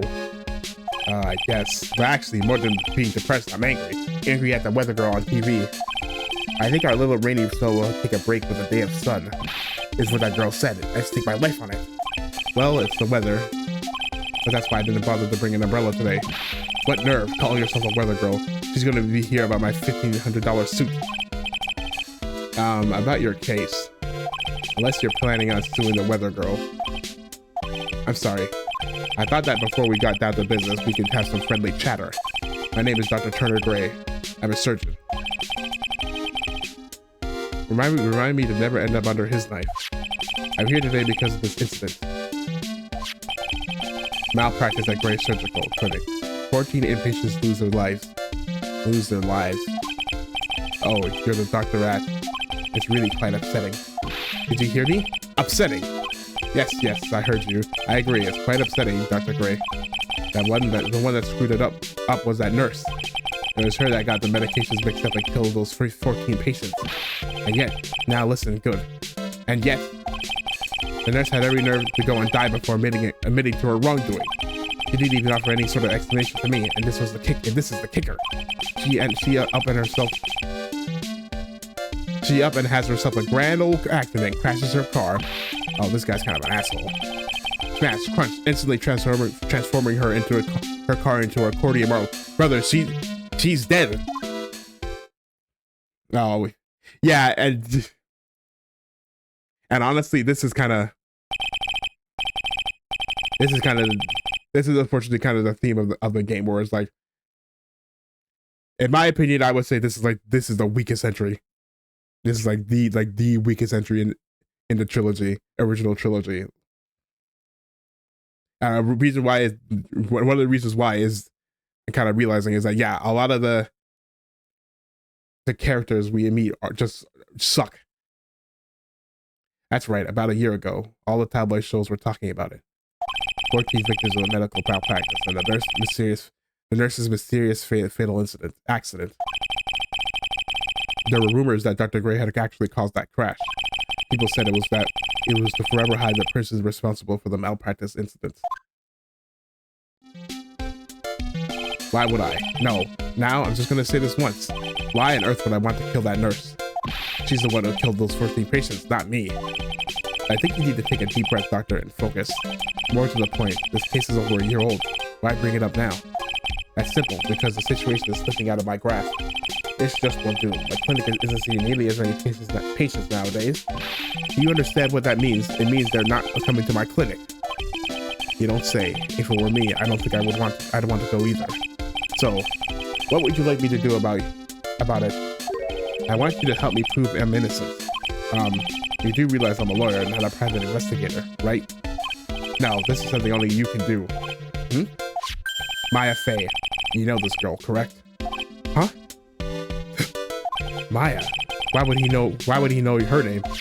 I heard you were working under her for a little while. What? Working under her? Hold on. Well, yes, I mean, hey, wait a second. I worked under her? Yes, am I wrong? She told me so. I'm not quite sure if... Well, we worked a few trials together, but she went back to her hometown to undergo more training. Ah, yes, I heard. It must be lonely for you. It is. But what? Wait, I'm not... You must be an extraordinary girl to handle such rigid training. Huh? I have an acquaintance who knows a lot about these more mystical sort of things.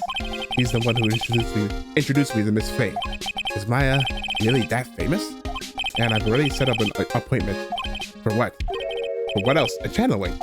I'm gonna have her call the spirit of that nurse that went and got herself killed. Oh. Maya. I wonder what she's up to right now. We, the woman of the Fey clan, have always been spirit mediums. It's because of power, the community with spirit flows strongly through us. That's what she told me. I guess she's learned to accept her responsibility to become an adult. Not counting her training, this will be her first time channeling a spirit. So she gave me one condition before accepting my request. Oh, aw. A condition? The condition is you, Mr. Wright. She said that she wouldn't do the channeling without first seeing you again. Doki doki. Flush emoji. And that's why I shirt up for you. You want to see her too, don't you? Well, it's like, no. It's like, not like I want to see her anyways.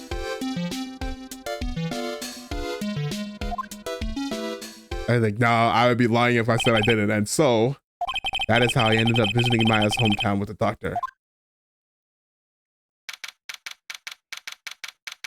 Karain. It's Karain. It's not Kura. Well, we'll get... In some other games, it's Kura's apostrophe in, but Karain. I'm pretty sure it's Karain Village. We saw this in the last game in the credits. So this is Karain Village, Maya's hometown. Whoa! Hello, small lost child. Are you lost? Well, why, hello there. And she's gone. What an odd little girl. Hey, wait up, Pearly. Someone else is coming this way. Nick! Maya, how are you? It's good to see you again. Wow, I didn't think you'd really show up. It's not that big a deal. You made it sound like you were so far away. Well, maybe I exaggerated. Just a little. I was only 2 hours by train. If I had known you were this close, I'd have visited more. No, you're not allowed. I already decided, you know. Until I become an adult, I have to work hard and be strong by myself. Oh. Well, anyway, congratulations. I'm glad to hear training is going well for you.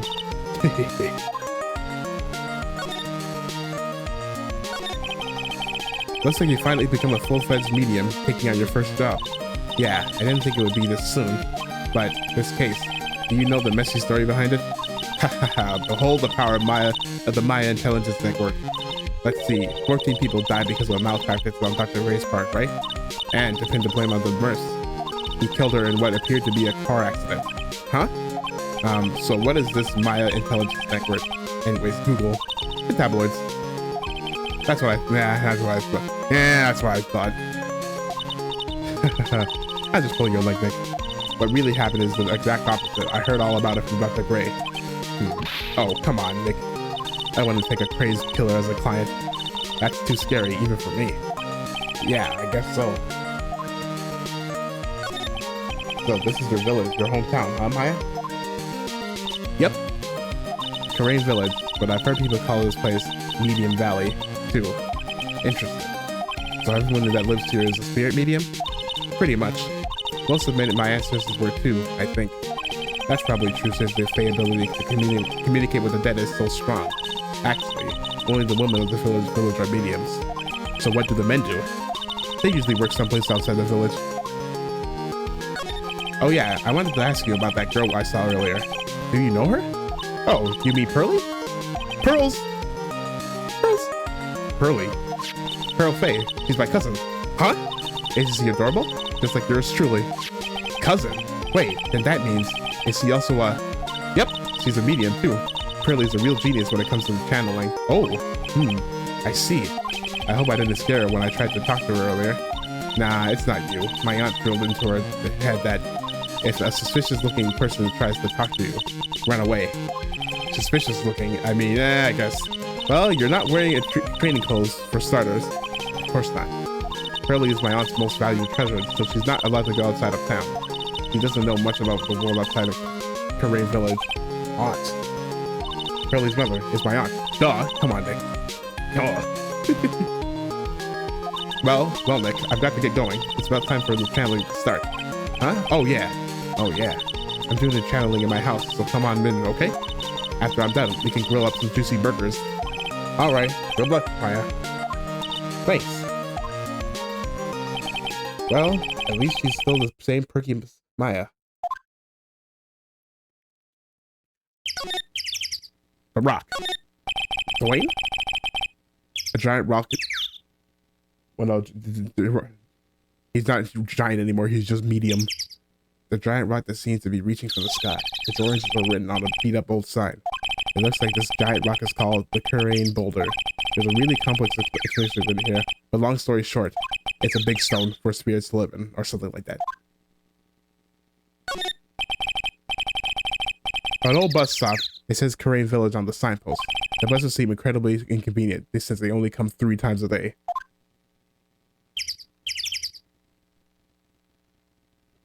Crazy. The biggest, most elegant of the buildings I can see from here. This is the Fey Manor, the place Maya calls home. It's easy to be overwhelmed by its presence. Okay, let's go. Okay, that's enough. Rustic thatched roofed houses where the other villagers live line the street. They're nowhere near as large or as nice as the manor in front of me. It's kind of odd that I don't see any of the other villagers walking around though. Okay, let's move. Let's go inside.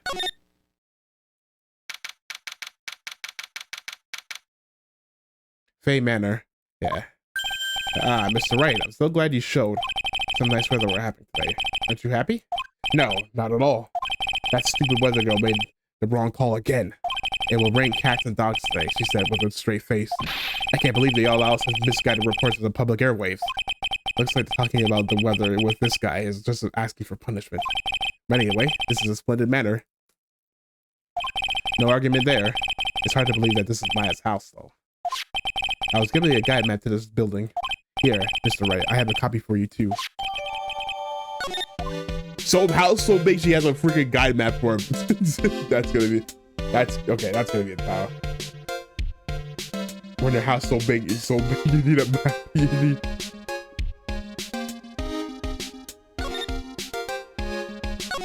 What are you gonna do once the nurse experience has been called? Isn't it obvious? You're gonna have her wait right outside confession. A signed confession? Yes, a confession. Pay attention, I'll have her write this. 1 year ago, on May 2nd, 14 patients died due to my negligence. And then on May 24th, I fell asleep at the wheel and died in a car accident due to my further negligence. I'm sorry and I apologize for being negligent. That's what I'll have her sit right. With a confession, the rain of fouling my soul can finally stop. Oh, I see. Hold on, I want to see. May 2nd, and then okay, so May 2nd, so 22 days later she died. So 22 days she died. So how did you hear about Maya Fey? I heard about her from an acquaintance. A girl studying the occult at the college. Huh? That girl introduced me to this village. This is the home of the Karain School of Channeling. The home, huh? And Miss Maya is the daughter of the master, I hear. Master. Anyway, do you see that door? That's the room where people and spirits meet. Miss Maya-san is in there right now. Would you care to meet her? Oh, yeah? The door to that leads to the channeling chamber, the place where spirits and people meet. The iron in its door was tempered, making it very solid. It looks like there is a strong lock on this door to top it off.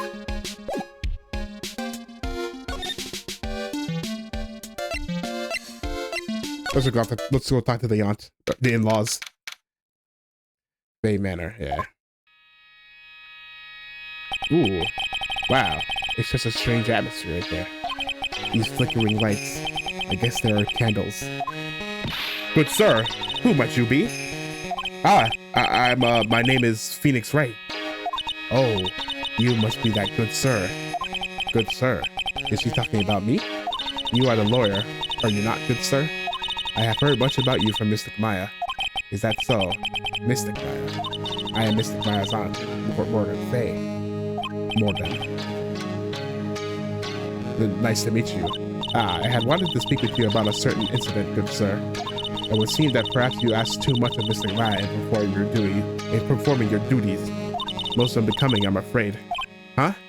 Don't tell me you have already forgotten.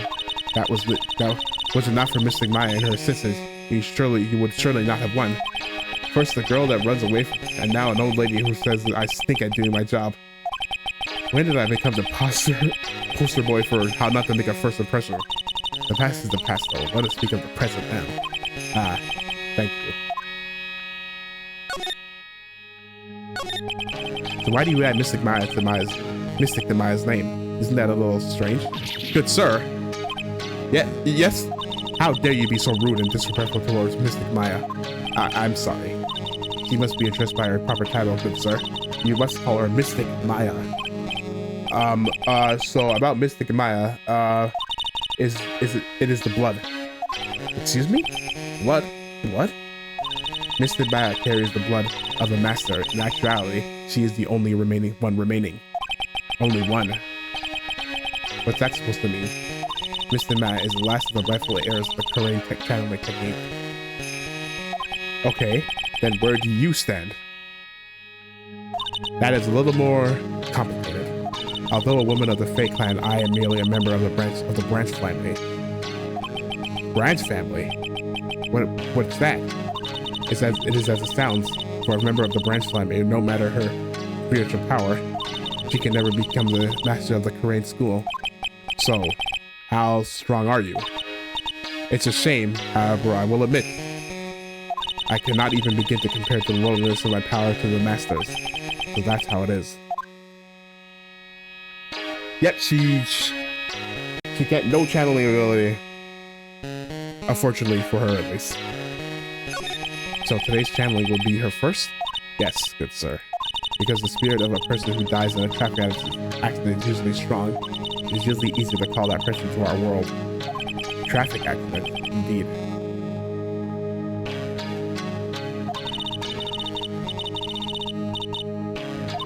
Oh, shoot. As you can see, I am in the process of preparing. So, this room is a channeling chamber, the place where the spirit medium speaks with those who have departed.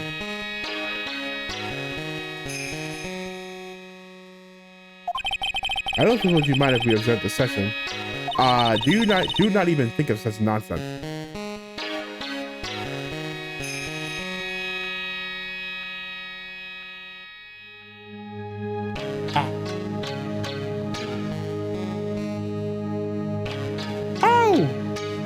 Do not even think of such nonsense. Ooh, that.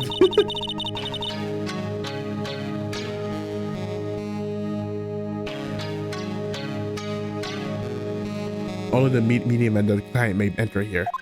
Oh.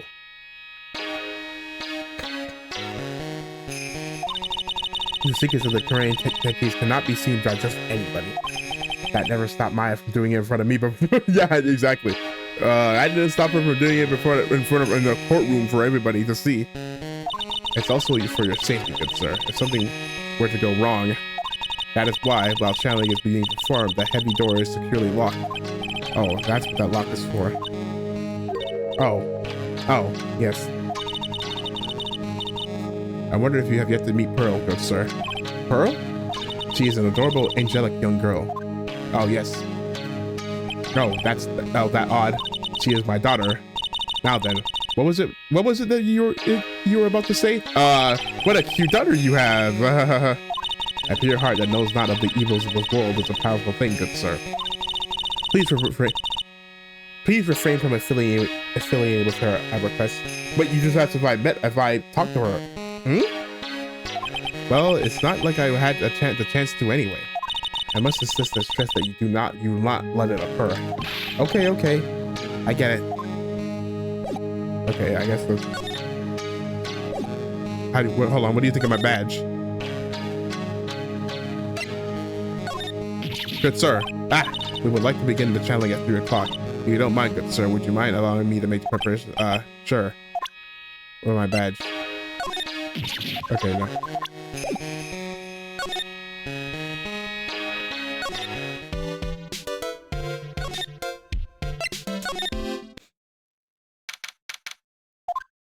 Wow, this garden is really breathtaking. Someone put a lot of love into it. What's that over there? Is that an incinerator? It looks a little out of place in a garden like this. Let's check out the incinerator. It's a small incinerator. I don't think garbage trucks come all the way out here to tiny villages like this. So every family has to burn their own trash.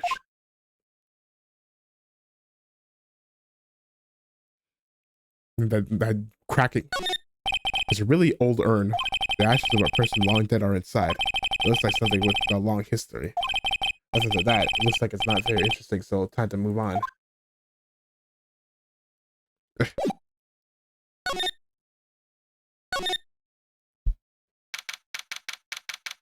Let's go to the side room. So this is the side room. It looks like it's more of a break room. There's bedding spread out on the floor. It looks like someone's sleeping on one. I shouldn't disturb them.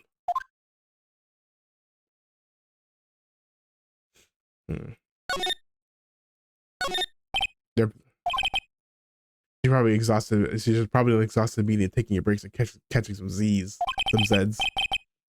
If I wake her up, she might be a grumpy and throw a spell on me. It's probably a good idea not to disturb her sleep. Hey, you! Hold on now. This gal's got a few questions to ask. Hold it. Hey, is that southern twang I hear? I sure heard that southern accent before somewhere. Oh, well, I'll be. It's Mr. No! I mean, it's okay. She's all right. It's Mr. Phoenix Wright. How you been? Haven't seen you in, what, a year? You are, lot of hair. It's a lot of heart. You're a lot of heart, right?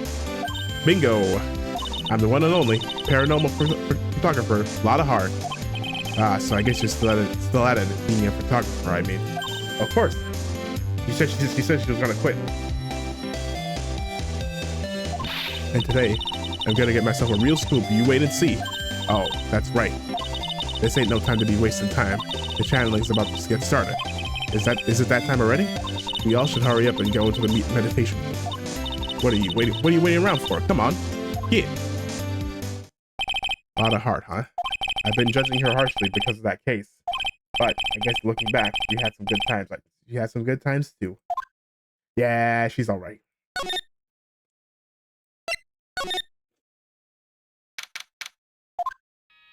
We will now begin the channeling. Mystic Maya, an honored guest, please proceed into the channeling chamber. With this, I can finally swat all those pesky flies once and for all. You hear me? They won't be able to say a single bad thing about me after this. You would love to hear them apologize, wouldn't you? Wouldn't you, Mr. Wright? Me? Yeah, sure, I sure would. Yeah, definitely. Mystic Maya, do you have the channeling chamber key? Yep, right here. That is most satisfactory. That key is a one of a kind, so please take care of it well. It'll be fine, Matt Morgan. I won't lose it. Trust me.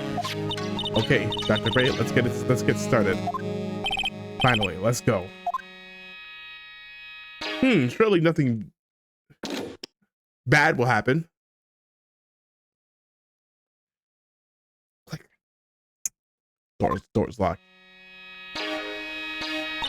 Now, let's wait patiently out here for them. Please, have some lovely bitter green tea and jaw-droppingly large strawberry desserts. Okay, I kind of want to see it. Hold on now, Granny. Granny? How come we ain't allowed in that room? Here, madam, you have an impressive grasp of You have an impressive grasp of English. From where did you learn it? What? I'm from the heart of the Heartland. Is that so? Then I humbly request that you return to this heart of the Heartland. What? What are you? This is Parade Village. If you cannot follow our traditions and rules, we request that you would leave. Sorry. Wow, you set a lot up. Now that's impressive. Now then, let us wait. Okay, waiting commence. Oh, oh, that can't be good. Hey now, what was that just now? It came from inside the channeling chamber.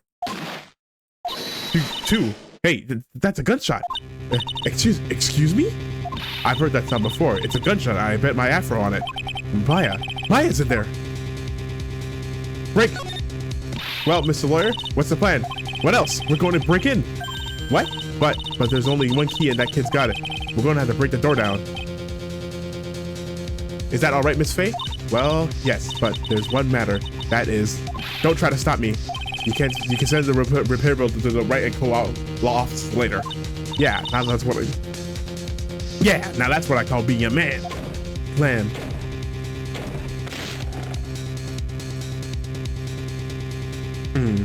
Dr. Gray. Huh? I was murdered. Maya? Maya? That man murdered me. So I killed him. What? Lada, at a time like this? Times like this are perfect for snagging up shots. But anyway, what's going on here? This gal, is she Maya? Step away from there. Please leave this area to me. Go quickly and inform the police. But, hurry, before there are more victims here. Hey, let's go, city boy. Leave this to the granny. Oh no! Dun dun dun! She killed somebody. But how? Gunshot. But she did. Why would she bring? But she didn't bring a gun. My cell phone doesn't get reception way out here, so I ended up using this phone booth to call the police. We saw it next to the bus stop.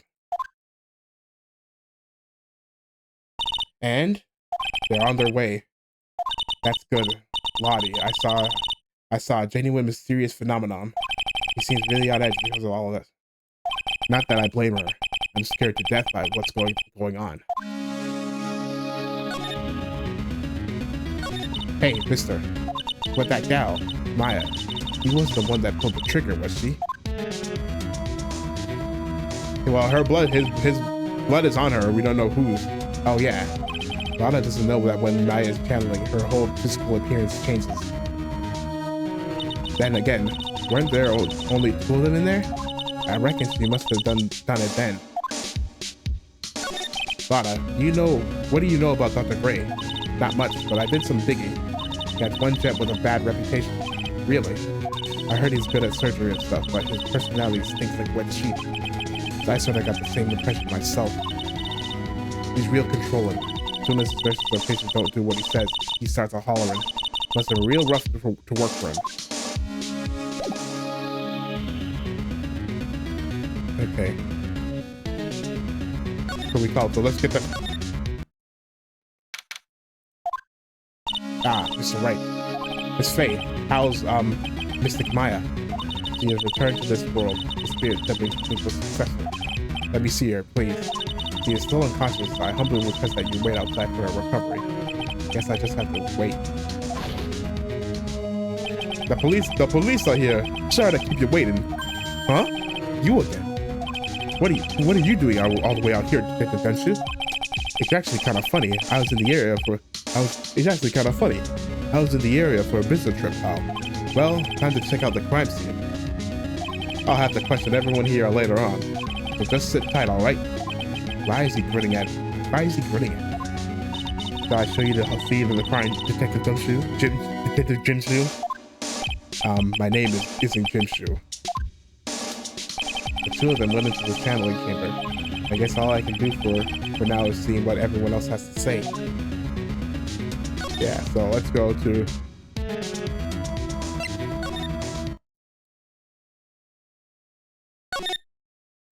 There's side rooms. There's someone in there. I was pretty sure there was someone sleeping in here earlier. Like, how can I help you? That is, so isn't it about time to start? Huh? Time to start what? You know, like, channeling. Channeling? Oh, no, actually, the situation has kind of changed. Huh? Like, what do you mean? Huh? Like, what do you mean? Please stay calm, but there's been a murder. Murder is that thing where, like, one person kills another, right? Yes, a person has killed another person. Oh, that's, what are the words I'm looking for? It's like totally a bummer. Yeah, after all that effort, that's all she had to say? Oh, I'm sorry, I forgot to, introduce myself. My name is Eeny Meeny. At the college I'm studying parapsychology. Parapsychology? That's right. I think people, usually call it occult studies or something. Like supernatural phenomena, ESP and second powers, that sort of stuff. That's pretty out there. I'm Phoenix Wright, attorney at law. She's doing a little jig. So, what brings you here today? I was the one who told Dr. Gray about this place. He asked me, do you know a good spirit medium?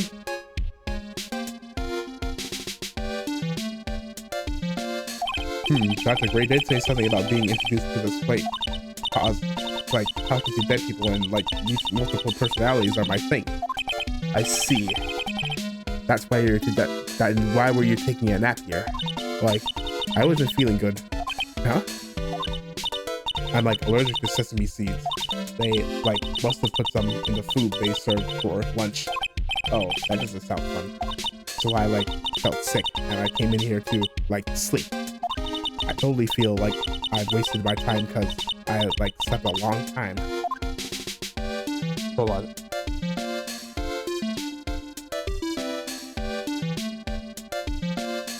So what happened? So you were sleeping here the entire time?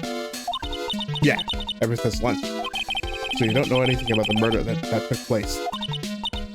What? Oh, that. I, totally know nothing. So who was, killed? The surgeon that requested the channeling, Dr. Gray. No comment. No. No comment about that, huh?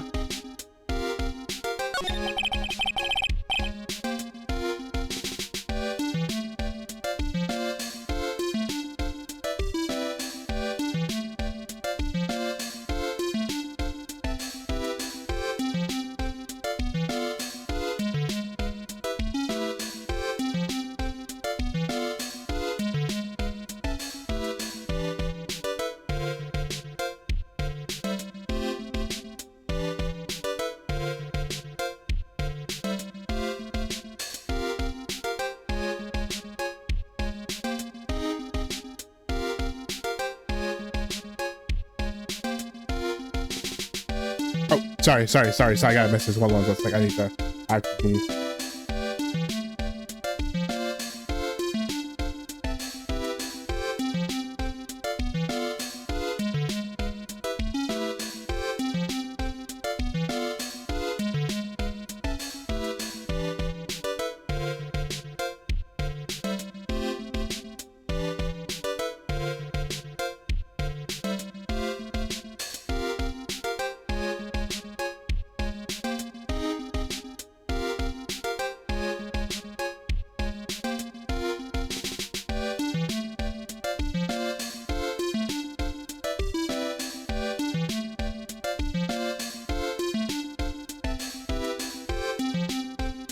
You and Dr. Ray knew each other, right?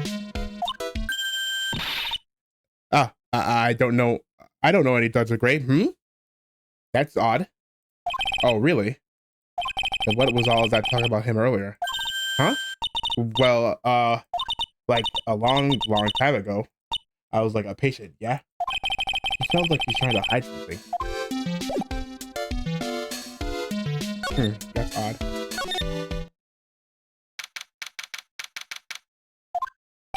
There's no one here, as usual. Oh, there is someone here. Ah! Hey, how are you? You're Pearl, right? Silent as ever. What's that she's got in her hand?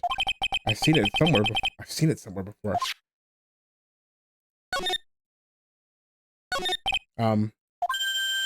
Huh? What is it? Is it my hair? Is it too spiky? Uh-oh. So, okay, so I gotta...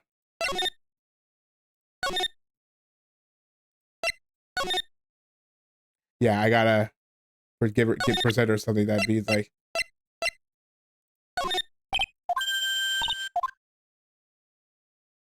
What is it? No, okay, so I gotta... So she won't talk to me.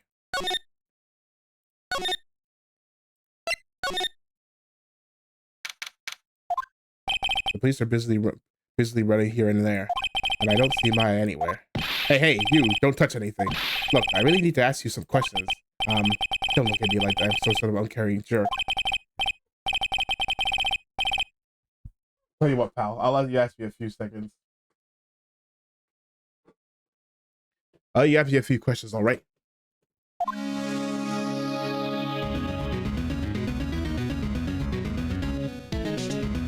Yeah, so what's up? About Maya. I hate to break this to you, pal, but with the way things look now, see, that girl's the only one who could have done it. Yeah, only Maya and the victim were inside this room, after all. But Maya is. You can ask more about her later, pal. Right now, I've got a job to do, and that's collecting evidence.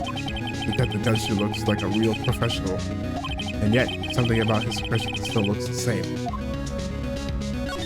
So, that Gray was shot with a gun, huh? He was shot in the forehead, but he was also stabbed in the chest with a knife. A knife? That doesn't seem... Basically, the victim was the first stab, and then he was shot. That doesn't make any sense. Can I examine it?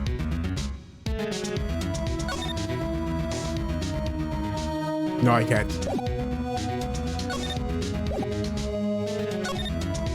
Okay, that's all I can ask him. So I just...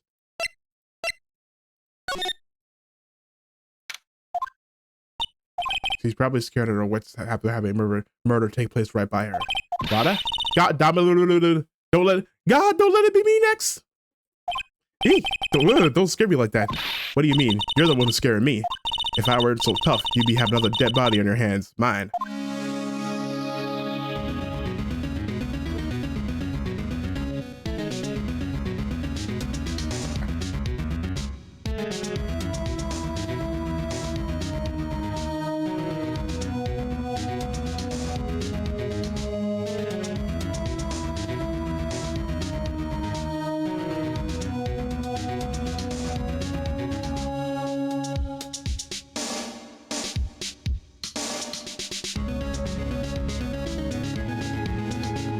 Okay, sorry. Stop. Any ideas? Do you see or notice anything that stuck out at you? Nah, well, maybe one thing. What is it? Turns out my poor stomach's not good at handling this kind of thing. Huh? What? Curses and ghosts and stuff coming back to get you. This is just too much, I'd say. What is too much? Being a occult photographer. That's some scary stuff, so I think we're gonna try being a celebrity photographer now. You only have to photos more within your reach from now on. More glamour, less gore. What's up? Oh, yeah. What is it? I took some hot pictures earlier. Huh? Remember? I took some pictures of the murder scene inside. Ah, she did it. 2 even. The seance murder. I sure like the ring of that. It'll be a sensational story. Lotta. Sorry, but my journalistic sense is burning inside of me. I hate to cut it and run, but I'm heading back in. Gotta beat those cops to the scoop of the century. Wah! Oh, and she's gone. I don't know who's scarier, Alana or the spirits. And why does it feel like we've been through this before?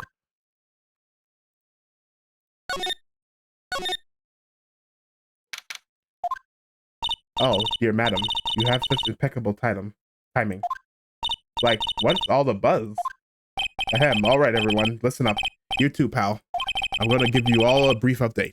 Right now, it looks like the investigation is not going to be done until real late.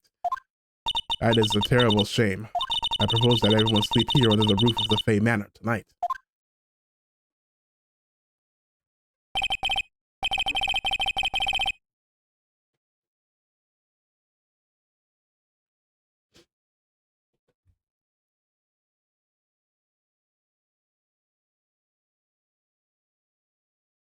Yeah, that's odd. We're using sorry, I was thinking about it because there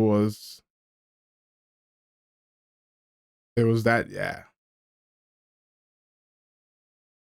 Oh, I guess.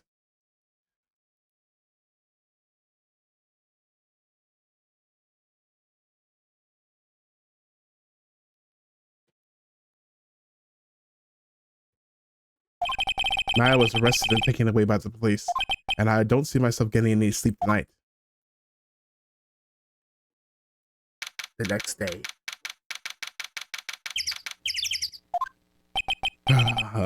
Morning. I guess it must have nodded off at some point. I hope Maya's okay. I should hurry and get to the detention center ASAP. Maya. Nick. Hi. Maya. What am I gonna do? What am I gonna do? I never imagined it would turn out like this. Again, calm down, Maya. Take deep breaths. Come to think of it, this first time I met her, it has all started right here in this detention center. I finally get to see you again, and it's not your fault. You didn't do it. No, I did it. I killed that person. But that wasn't you. It doesn't matter. It might as well have been me.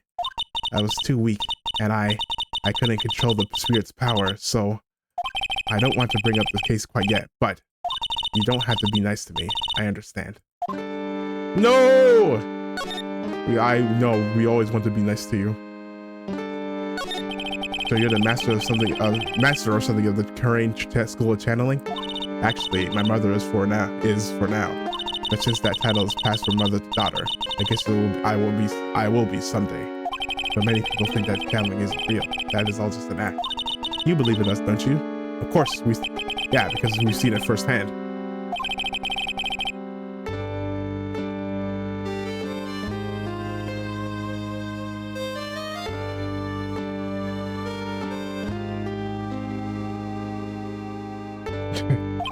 Not only her voice, but her whole physical appearance changes.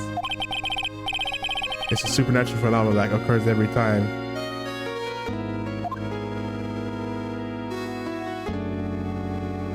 Hold on, there.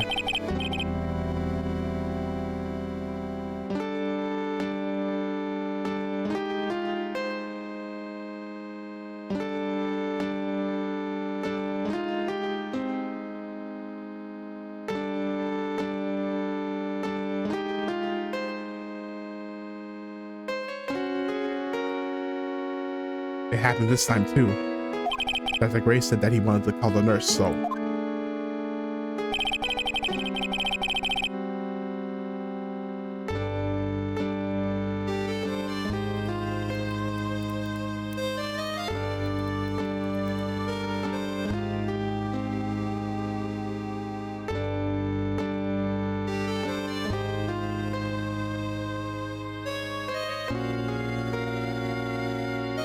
hold on, I gotta.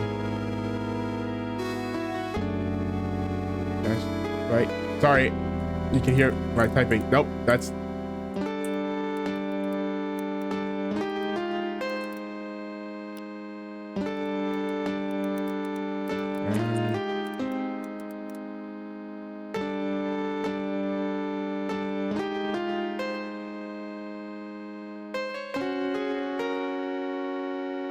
body must have taken on her appearance.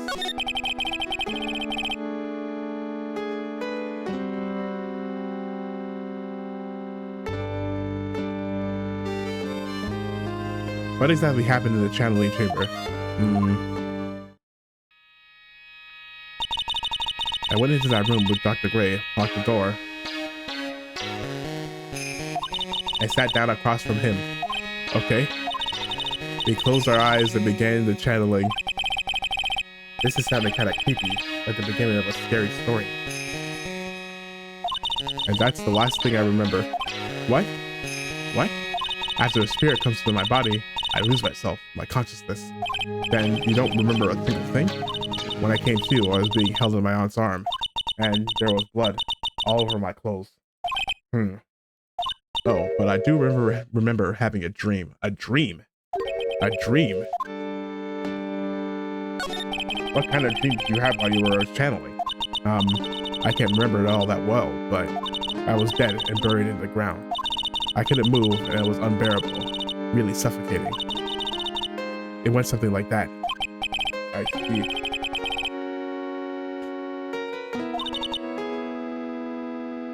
There was a really familiar smell too. Under the ground? Yeah, I can't quite place it, but I know I smelled that same scent before.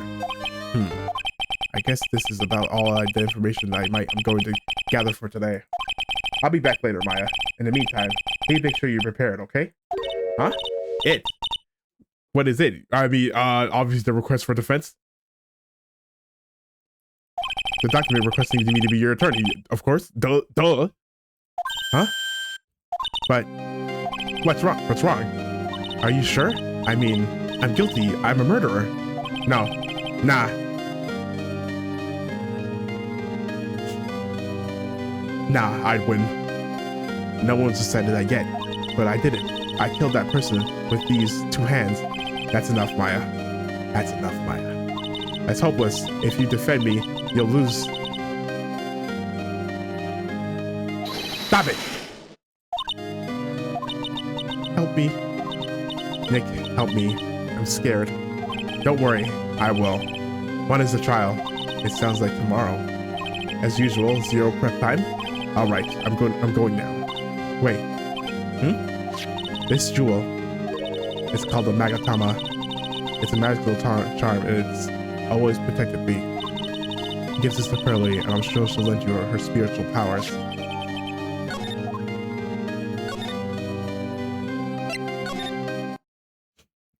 Don't worry.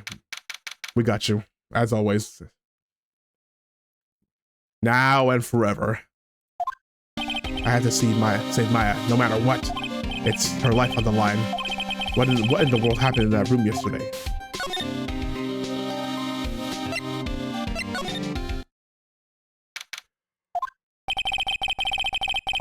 Your meditation room nurtures all mediums, young and old.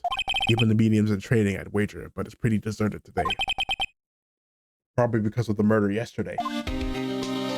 So let's go to the scene of the crime. It looks like Detective Gumshoe wasn't here today. I should take this chance and thoroughly check this room. If I'm lucky, I might uncover a clue or two. Oh, Mr. Wright. Good morning. I am on my way to go meet Miss Maya, and I thought I could bring her some items to make her feel more at home. Namely, tea so bitter you lose your tongue and jaw-droppingly large sweet desserts. I'm sure Maya will be very grateful. That Mystic Maya, good sir. Yeah, she is one scary lady. Oh, dear, sweet Mystic Maya. Pearl wept constantly for you last night, as did I. I know it's important for me to search the site, but I should ask her some questions too while I have the chance. I would like to ask you a few questions about what happened yesterday. Do you mean that awful tragedy? Well, what else would I mean? That man. Yeah. Maya, step away from there. Yeah. So what happened? You told us to leave. What happened here in this room after I left? Well, first I struck Mr. Maya on the head to make her go unconscious, correct? That is correct. Next, I performed the spirit severing technique. The spirit of that nurse was hit inside Mr. Maya's body. I used the technique to send the nurse's spirit back to the other world. I wonder if this kind of testimony. I wonder if this kind of testimony is even admissible in the court of law. By the way, what is this room exactly? The channeling chamber? This room was created for the sole purpose of preventing such a tragedy as yesterday. What do you mean? Sometimes when an inexperienced medium calls an especially strong spirit,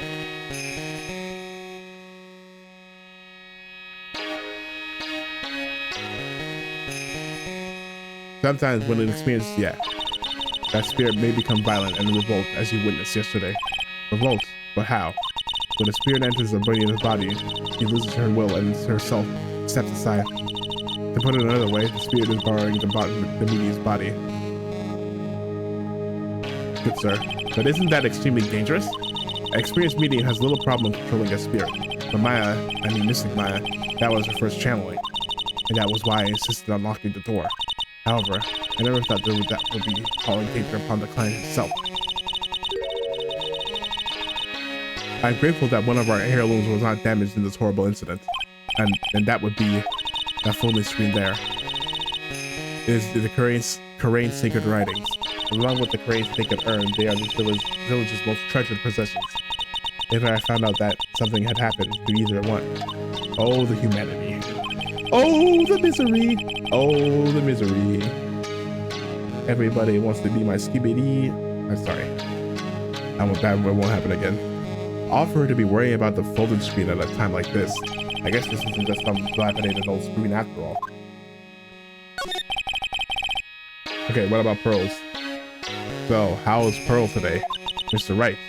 Yes? In this world, Pearl is my once treasured possession. When compared to even Mystic Maya, Pearl has a spiritual power to become a master. That's very impressive. Until now, the women of the Branch family have thought themselves to be inferior. But Pearl is different. Her spiritual strength is so greater, it's even greater than that some of the main family. Yes, Pearl is a channeling prodigy and is the pride of the Branch family. Wow, she's really fired up now. In any case, the world is so different from yours, perhaps it's best for you to quit, good sir. Quit? Quit what?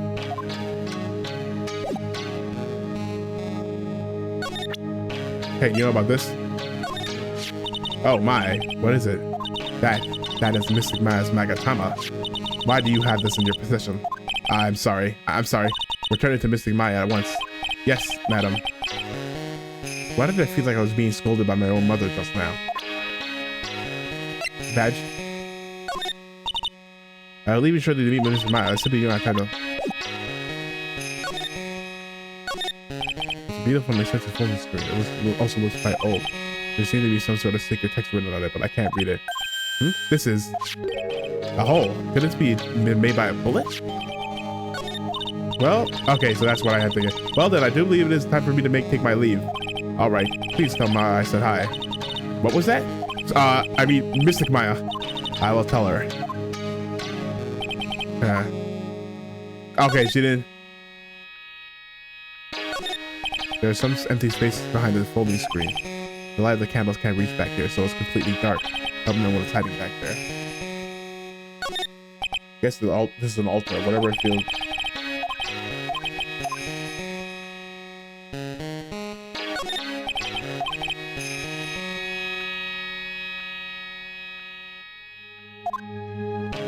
We need to check the blood.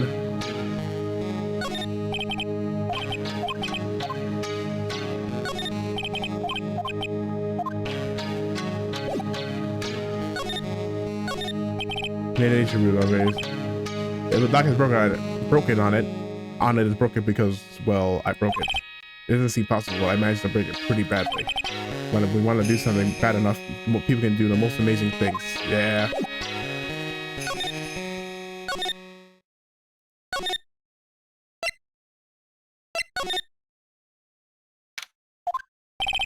Little Pearl isn't here today. Maybe she's at school.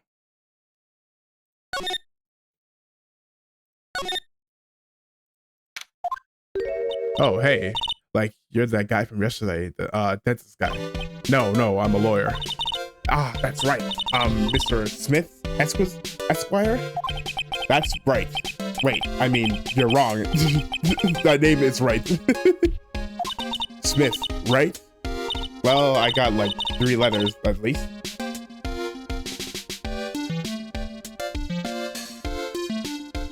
I don't think she gets the point. Anyway, why are you here?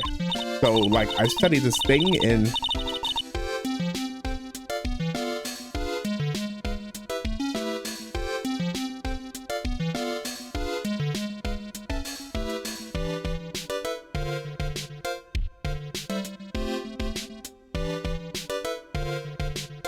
So, I studied this thing called parapsychology. Yeah, no. Yeah, you told me about that yesterday.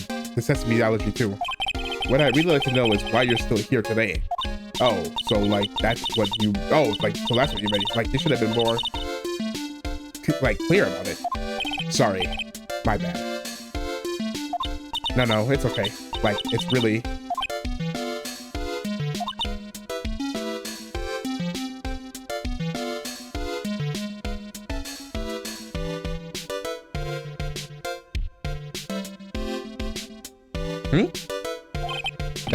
That's it? Why did you stop mid-sentence? Did I? So, like, what was I talking about again?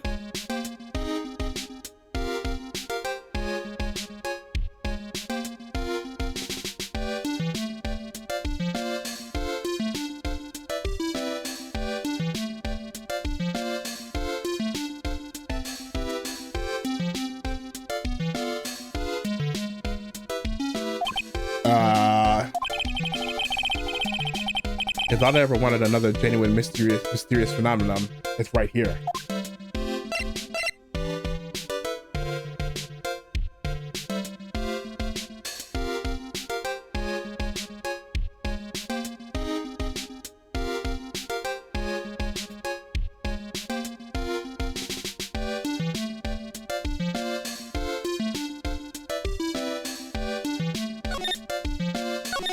So, why are you still here today? Like, there's so much for me to, like, study here. Like, what? Like, the medium's training? Or, like, how they inherit their spiritual power? I suppose. This is the real thing, after all. So, like, I asked if I could, like, stay here for, like, a little longer. She sure seems like a carefree... She sure seems like a carefree type. At least on the surface. Have you heard about the murder? It's, like, totally scary. She says with a silly smile plastered on her face. So, do you know anything about it that might help? Somehow, I don't think she has a grip on reality, let alone what's going on here. About the victim, Dr. Gray. I don't know who you're talking about. Like, wait, I think you asked about him, like, yesterday, too. That's right. Her reaction yesterday when I asked was... You and Dr. Gray knew each other, right? I don't know any Dr. Gray. Oh, really? Then what was all that talk about him earlier? Huh? Well, like a long time ago, I was like a patient, yeah?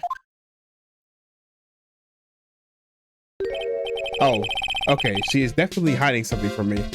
Like, is something wrong? So now you need to go...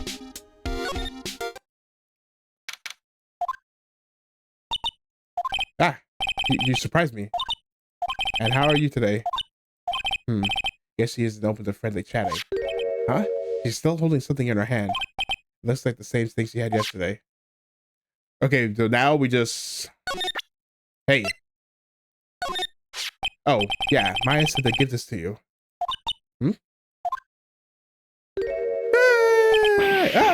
I'm in trouble now. If Morgan sees us like this, I'll be the next one they're channeling. That's Mystic Maya's. Huh? She actually spoke. Who are you? I'm Phoenix Wright. I worked with Maya. You worked with Mystic Maya? You're Mr. Nick, right? Excuse me? I bet I know who she... I know who she picked up Nick up from. I know who you are. You're Mystic Maya's special someone. Eh? You're like, what? What? What?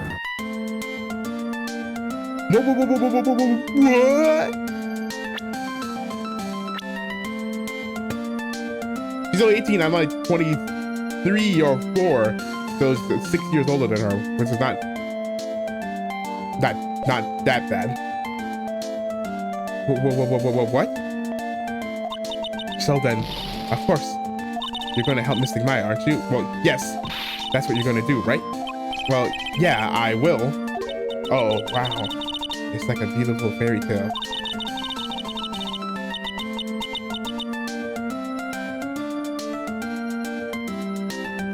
The earnest look shining brightly in your eyes.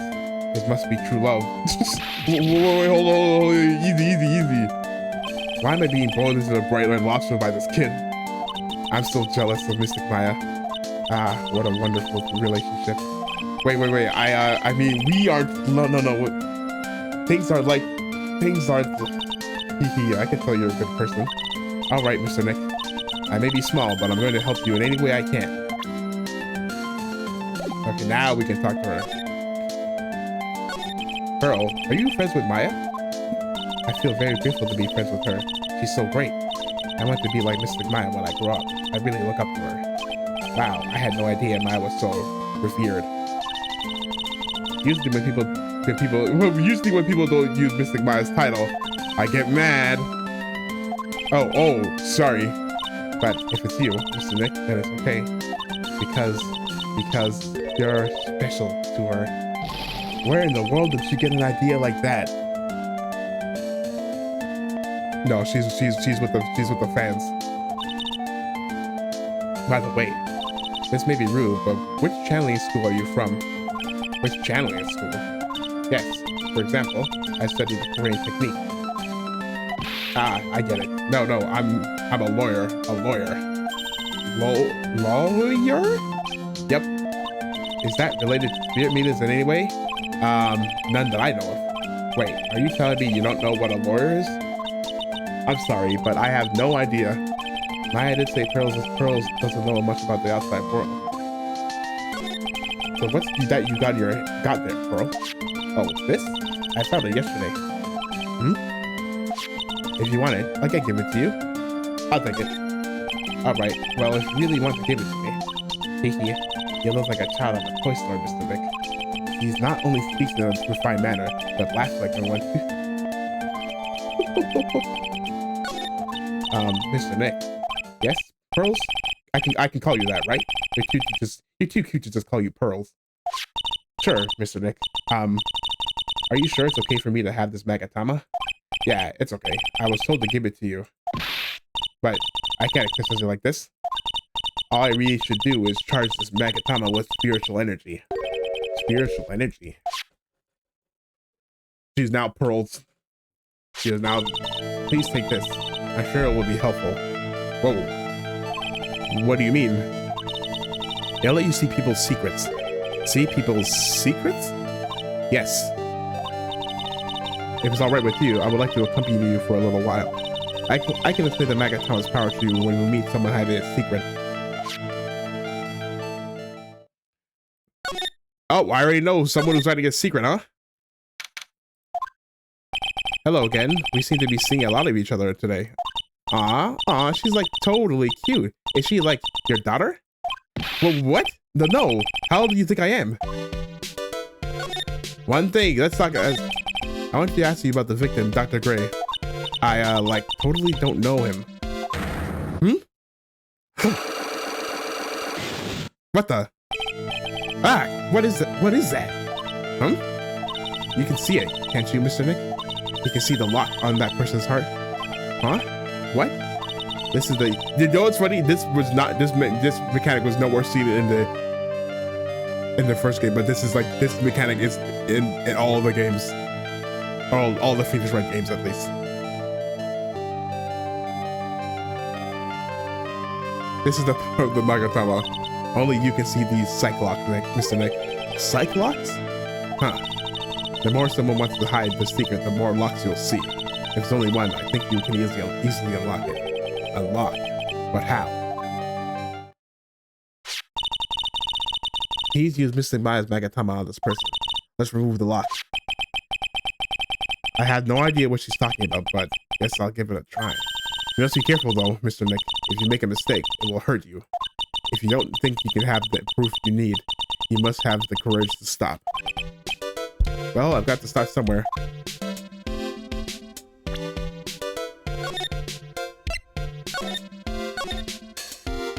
Whoa. So then now we gotta, so now it's presented, and then it's like, but the thing is, but the thing is, I think we can. We need.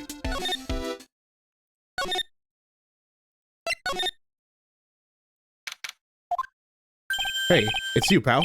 So you're gonna be her lawyer, I bet. Yes, of course, absolutely. Oh, I really feel bad for you, pal. Just this once, I wish I could be on your side. Detective Gumshoe. Yeah, but I shouldn't be saying that kind of stuff to you.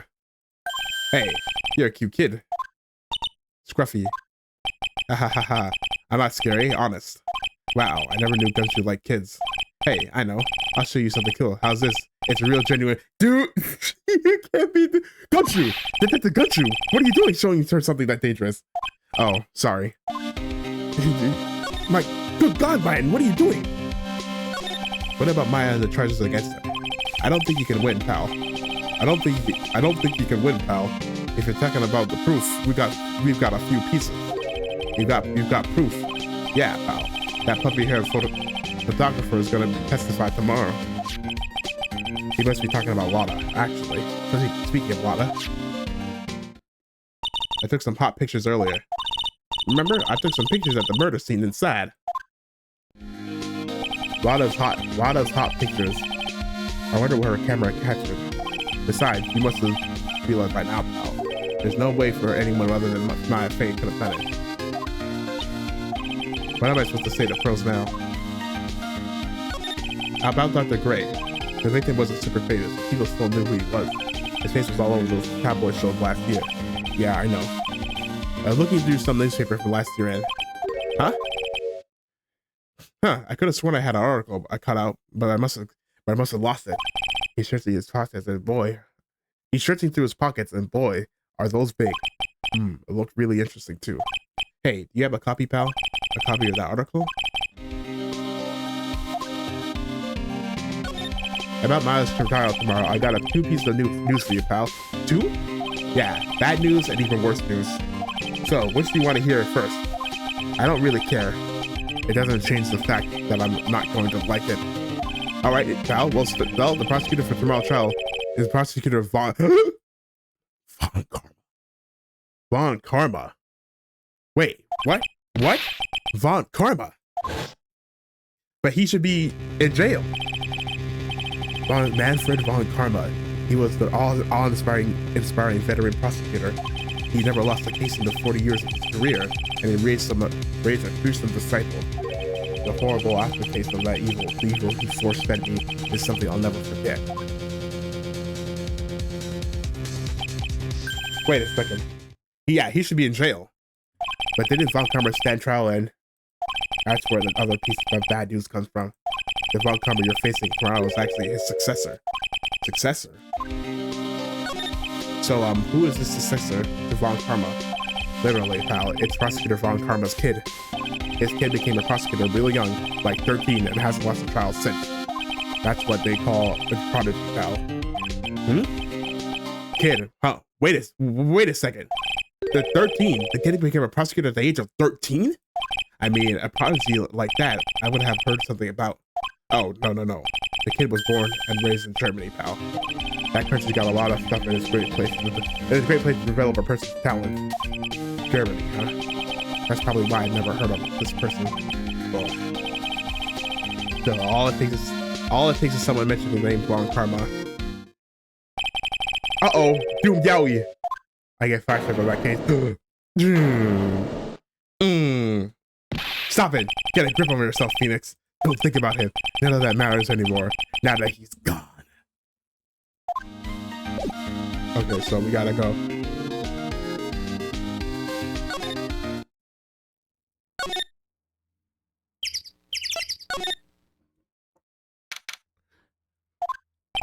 Phew, it feels like I've been gone forever. But it's only been 1 day. Oh, that's right. Where's it? Ah, here it is, right on top of my desk.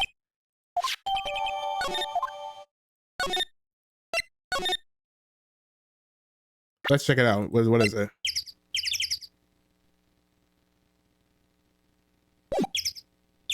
So let's ask.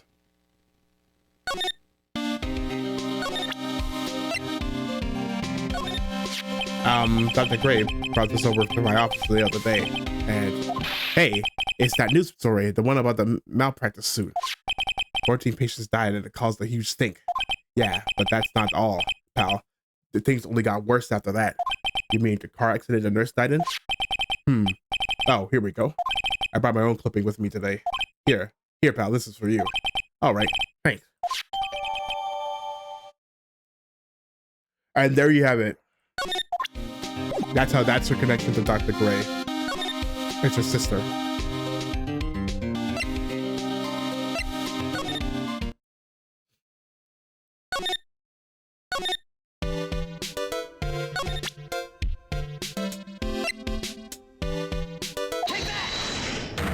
Take that! The victim. Eeny meeny, I believe you do know who Dr. Gray is. I told you like how many times do I have to repeat myself?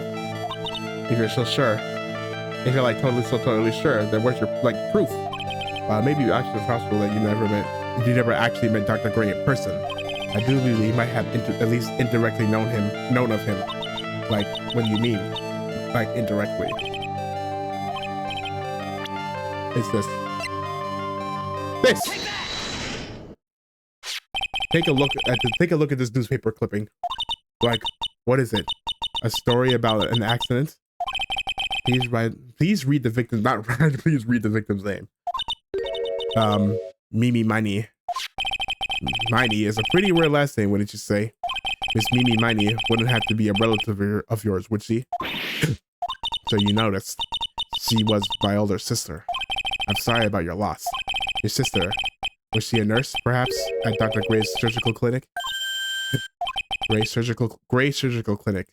I don't think I need to tell you that the clinic was run by the victim, Dr. Turner Gray. Which is how you knew him, Mr. Gray. Dr. Gray, you knew him through your sister.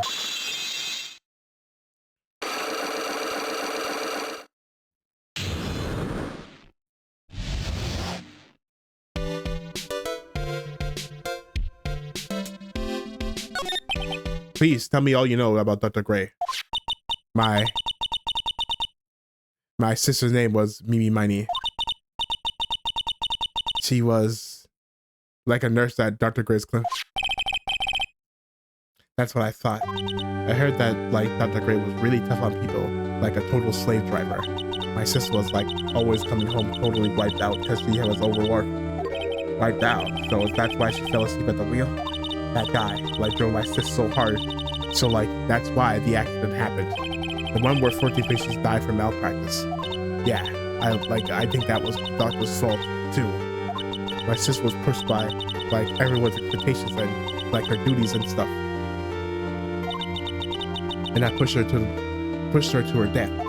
Oh, I'm sorry. So like, are we done? I've like already told my story to like everyone. Do you understand now, Mr. Nick? This is how a Cyclops works. Well, I don't plan to pry into people's hearts until unless I absolutely need to. The lock this time was pretty easy, but you might meet people who aren't as willing to give in later on. If you don't have enough proof, be careful and know when to stop trying. Now where did this box come from? I'm sure it wasn't there last night.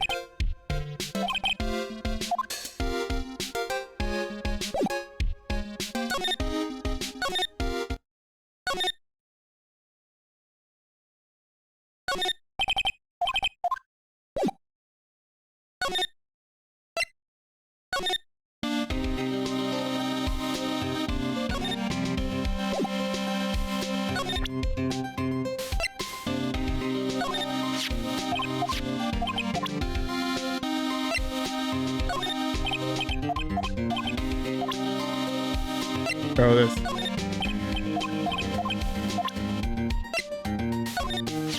So about this key.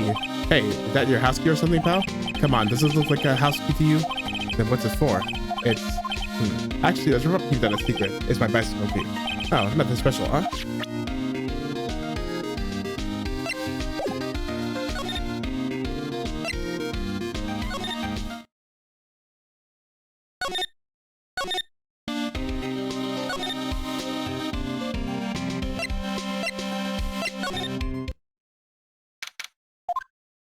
Mr. Nick. What's wrong? I have never left Korean Village. Really? Wow, that's pretty amazing. You're going to meet with Miss Maya, aren't you? Please tell her I said hi. See ya, Pearls. Hey, wait. She ran off again. Well, I know Edie's secret now, but I still don't have any idea on how I'm gonna save Maya. I don't even know if I should go in there with a smile or a straight face. Well, let's go back. What am I supposed to do? I'm almost out of time. Can I really do anything? Can I really save her?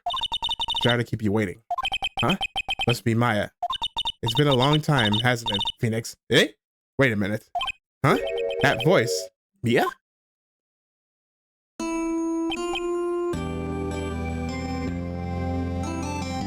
But Mia, even without me being here, it looks like you're learning to stand on your own. The sister, the older sister, gone too soon, pour one out. Mia, she's Maya's older sister and my mentor. She was a top-notch defense lawyer, but a certain case forced her into retirement. But whenever I'm in trouble, she comes to help us just like this.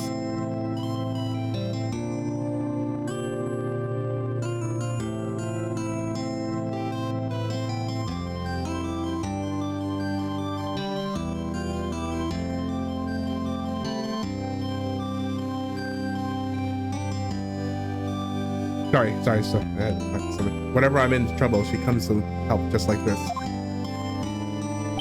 Her spirit comes back from that other world and borrows Maya's body for a bit. Phoenix, you can't make that kind of face in front of your client.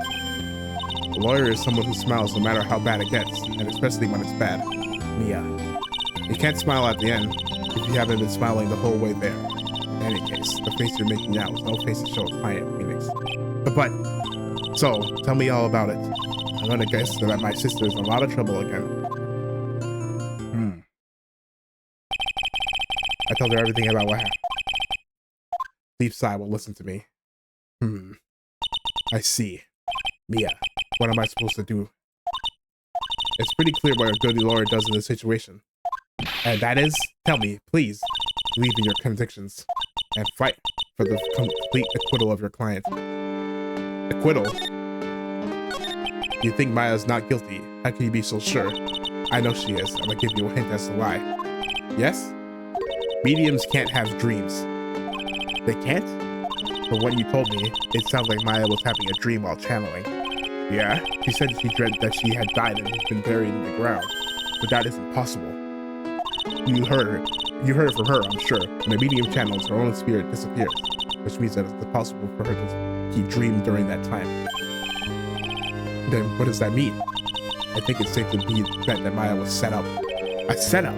By who? It's up to you to blow the lid on this case tomorrow and show how she was set up. How am I supposed to prove her innocence when I have nothing to go on? If you're looking for a clue, it's already in your hands. It is? This is the sounds, Phoenix. You already hold the key. Yeah, it's the key. The supposed key that she was holding is the... Come on, show me the key to this case. Key, huh? All right, I'll show it to her. The key I hold. Give me strength. Yeah, this key should not be here, because when we saw it, Pearl had it the day of the murder, after the murder, and outside. It's like that doesn't make any sense. Mia, have you seen this key before? Ah, the key. It's literally the key to the understanding everything that happened in this case. This key. Phoenix, listen. Right now, that key is sitting in your hand, where it shouldn't, which is impossible. However, it shouldn't be. It contradicts the fact. What does she mean? I'm certain this key would be a piece of evidence that you need makes your case tomorrow. You already know everything you need to know. You know what the key to this case is. That is enough. But how can I win tomorrow without knowing who the real murderer is? Who could have? Oh, she's about to get serious for a second. I didn't know it at the time, but this day was going to end with a turn for the surprising. Oh, huh? What the? Mia? What? What? What's wrong? That's right. That's right. Like only I can see the Cyclops. Because she's lying. She has a secret, or she's not telling us something. Which means Mia must know something about the real murderer. But for this to be something that she would hide under lock and key, even from even me. What in the world is going on? True. A secret even she's keeping even as a dead person from us. Okay. That is good enough. Yeah, I'm thinking that's it. That's a good enough topic for now. It's like almost 3 hours, holy. But yeah, that was Phoenix Wright. Day one. Well, not day one. First numero part uno, dos. Nope. That's two. Ichi. Yeah, we'll probably pay more sooner or later. You know, yeah, you know how it is around here. But yeah, but before I go, as always, if you like what you saw, please consider leaving a like. Following me on YouTube, Twitch, X, Blue Sky, Twitter for bad tweets, stream updates, and everything in between. And hopefully, I'll see you in the next stream. Bye bye. Bye bye bye bye bye bye bye. Bye.